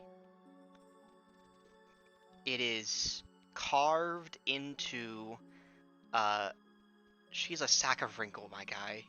You can't be that horned up. There's no way. Don't worry about how horned up I am. You see 2 half circles, just barely left apart at their top and bottom, so they don't connect. And you see 2 parallel lines between the circles, 2 lines and then the circles on the outside. You see 2 more perpendicular to those, so going through the circles, like a grid and then the circles around it. And finally, you see a single diagonal slash through the rightmost vertical line through it. So sort of rune. I will say you can give me an Arcana check, though the odds of this are pretty slim. Asking the Team Barbarian to make an Arcana check. How bold. That's how it goes. When you're the only one that can roll above a fucking 2 on the die. You do not know what this means, but you do know it to be Dorenthi. You do know it to be Dorenthi magic, Dorenthi runes. Other than that, upon her person, you see a small note, and then she has her staff, which is sort of a length of gray wood. Doesn't seem to be any significance necessarily, but it's just sort of a staff. It doesn't feel magical to you. It feels like it's been like dead for a while, so it hasn't been part of the collective in a very long time, longer than you haven't. You see that rune and the note. If you take out the note, you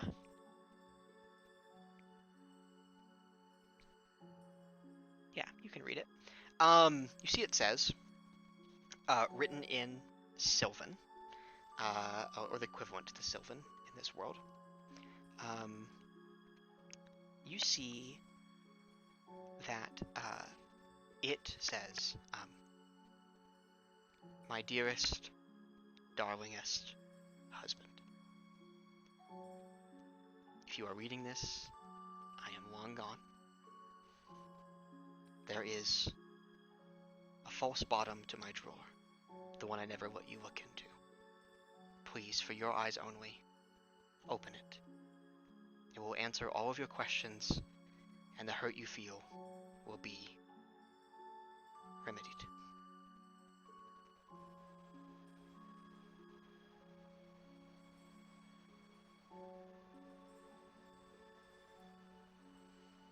She will read this note aloud to, like, after seeing who it's addressed to.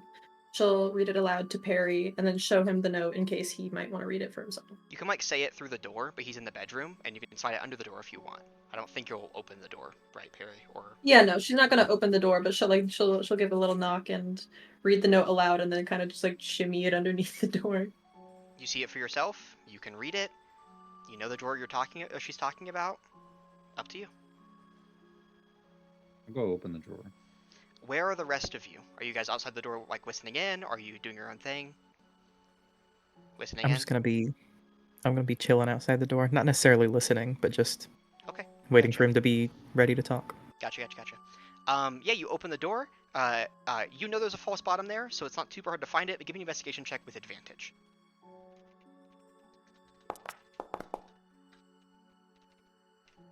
Yeah, that's good enough. You're able to find it since you kind of know what you're looking for. You're able to find the false bottom and kind of lift it up. And as you do, you see written kind of in like a bioluminescent kind of thing, like a moss that glows in the dark. As you should peer it, you see it very dark there. You see the words, "I'm sorry. Please, everyone, give me a dexterity saving throw." Oh god. This is not based on something you can see, so you do not get danger sense, Ren. Yay! Nat 20 from Perry. Perry, you bitch! I hate you. Perry, when I get you, Perry. Perry, when I get Me you, when Perry. I get you. Perry, when I get you, Perry. Natural 1, natural 20. Ren, Jesus Christ. Natural 20 from Perry, natural 1 from Crimson, natural 20 from Juniper, and a 12 from Talia.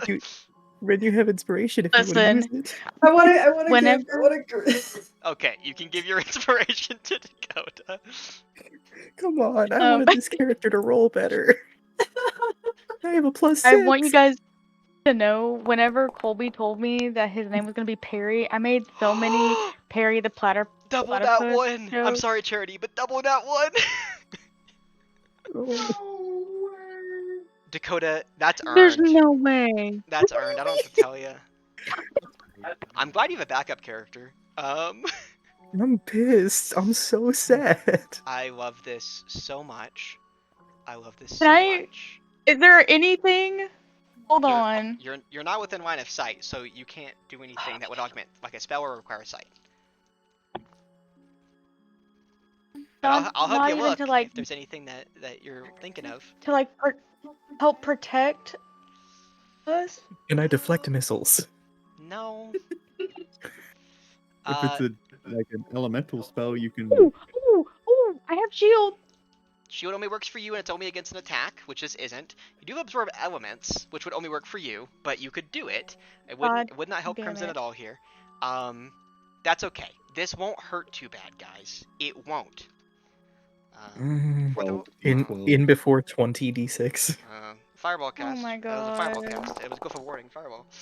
22 fire damage to Ooh, everyone I'm still but up. Juniper and a Perry, who take half. Do I take any extra because of the nat 1?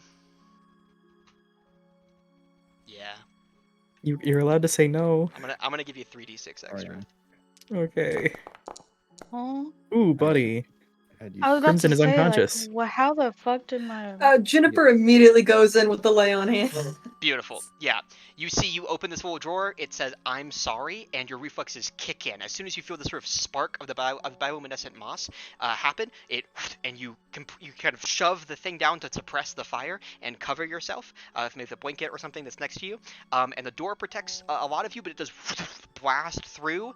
Crimson, you kind of lean in real close. Your kind of open wounds, and you just singed. Your face is sort of singed off, and immediately you can catch. Nothing new, baby. You can catch Crimson and pump the energy into them. Talia, you get blasted with heat as you listen in as well, as Goof of Warding is cast. Yeah, as soon as I'm hit with this damage, my blood sucks back into me and I just go limp. Beautiful. You go limp. How many points of land hands are you doing? All of them, or one, or All of them, all 15. You got it. 15. Straight in. As this happens, Perry, I'll have everyone do really quick things. Can I have Talia give me an investigation check? Can I have Crimson give me a blind GM insight check? Can I have Perry give me a blind GM insight check? And can I have fucking, I want to call you Kumashimi, which is correct, but Juniper, please give me a perception check. God damn, double nat 1 is atrocious. That was so unfortunate. It's very unfortunate. Very good. Well, Talia and Perry, you're gonna get something here. Perry, as this happens and goes off, you're struck with a realization. You know that was your wife, and on some level, you know that gun is yours because it is the gun of a king. You know those words on some level to have been spoken to your father. You know of the pact that you could not uphold and the death it caused. On some level you know these things, yet on some level you cannot believe them. You refuse to believe them. But as this fire engulfs you and these new people in your home, you don't know what to do other than start over. Someone is connected to you. Someone has a matching glyph. You just don't know who. And if what you've heard through the grapevine is true, there's a whole band of people who expect you to lead Tados, to lead Thanem, to rebuild an empire. And you have no idea how you're going to do it. But you know these things to be true. Talia, there is one thing that you have not tried because you have been simply too afraid to try up to this point. If you need for Perry to know the truth, and this voice is the only way to do it, you simply have to ask. But you don't know what that will do. You don't know what that will mean for the people who want Perry, who want to find him. You don't know of their intentions, of people like Terrell, people like the BDR. Juniper, all your energy is here focused on your friend, Crimson. You are struck with a realization of something awful.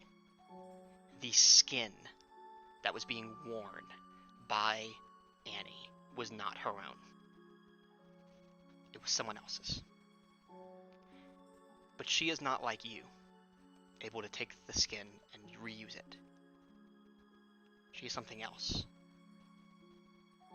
Taking the skin and putting it on someone else. She did not do this, but someone else did it for her. As this realization happens, I am very sorry, because this might down you. You are going to take 3d6 more psychic damage. Okay. Just barely doesn't. That's a 12. You have 15 hit points. 3 HP. As a splitting migraine appears in your head, and something is connected to you. You feel almost like a purplish line connecting your soul to another, anchoring it there, and you see a man crouched over on a bed, sad, eyes full of unimaginable horrors, body destroyed and shredded, with wraps around his torso and arms. He looks up above his brow like the Kubrick stare, seemingly at you, at nothing, but feeling this connection with you. And you see he says, I wanted to be done with this. I keep getting dragged back in. I'm gonna end it.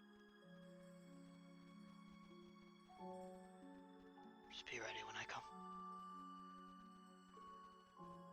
Be ready. What are you? Ready for what? The fuck are you talking about? Your head rings with a blinding sort of light and sound as you are sort of forced into the ground and scrawled across your forehead like a nail is digging into your skin and cutting through. A glyph appears. Everyone that's there, so everyone but Perry, give me an Arcana check really quick. I don't think they'd be able to see this. I have my mask on. Okay, no one sees this. Forget the Arcana check, as a deeply seated rune is carved into your head, and you feel it throb with pain. As that happens, none of you, because that perception was so low and no one's passive is good enough, hear as footsteps approach, and it's a bit too late as heavy gauntleted hands knock on the door. With boots and large beast of burden, the Butarn, almost sort of like rhino cows. Outside, you hear them sniffle and snort. And you hear, "Doof, doof, doof. We are coming in. We have reason to suspect dangerous foe. We will enter whether invited or not." Hold on. Can I get? I'll stand up and kind of brush myself off and try to open the door. As you go over to open the door, you don't have to, as an axe hits through the door handle and pushes the door open, and several men in large, heavy sort of chainmail and plate armor step in with these beasts of burden outside. You see a crest bared upon their armor that Talia, Crimson, you would know to be the Brotherhood of Divine Reconciliation. And that is where we're going to end our first session. Son of a bitch. Thank you so much for gaming. Traumatizing my character, day one. Here we go. I will say, the first action I have available, I'm going back to Crimson. Thank you to our, I think we hit a peak of 12, but we're currently at 4 viewers. So thanks to whoever those were. I saw 13. Okay, 13. Although it seems like one may have been a spam. But that's okay. Yeah, no, you're gonna want to ban that guy. The Yeah. bots come in and they're like, "Hey, go on this website to buy viewers," and it's so stupid. Fucking no. Oh, there's the ban button. I was looking for it earlier, but I didn't want to take too much time on it. Yeah, thanks guys. I'm gonna stop the stream. Fuck you.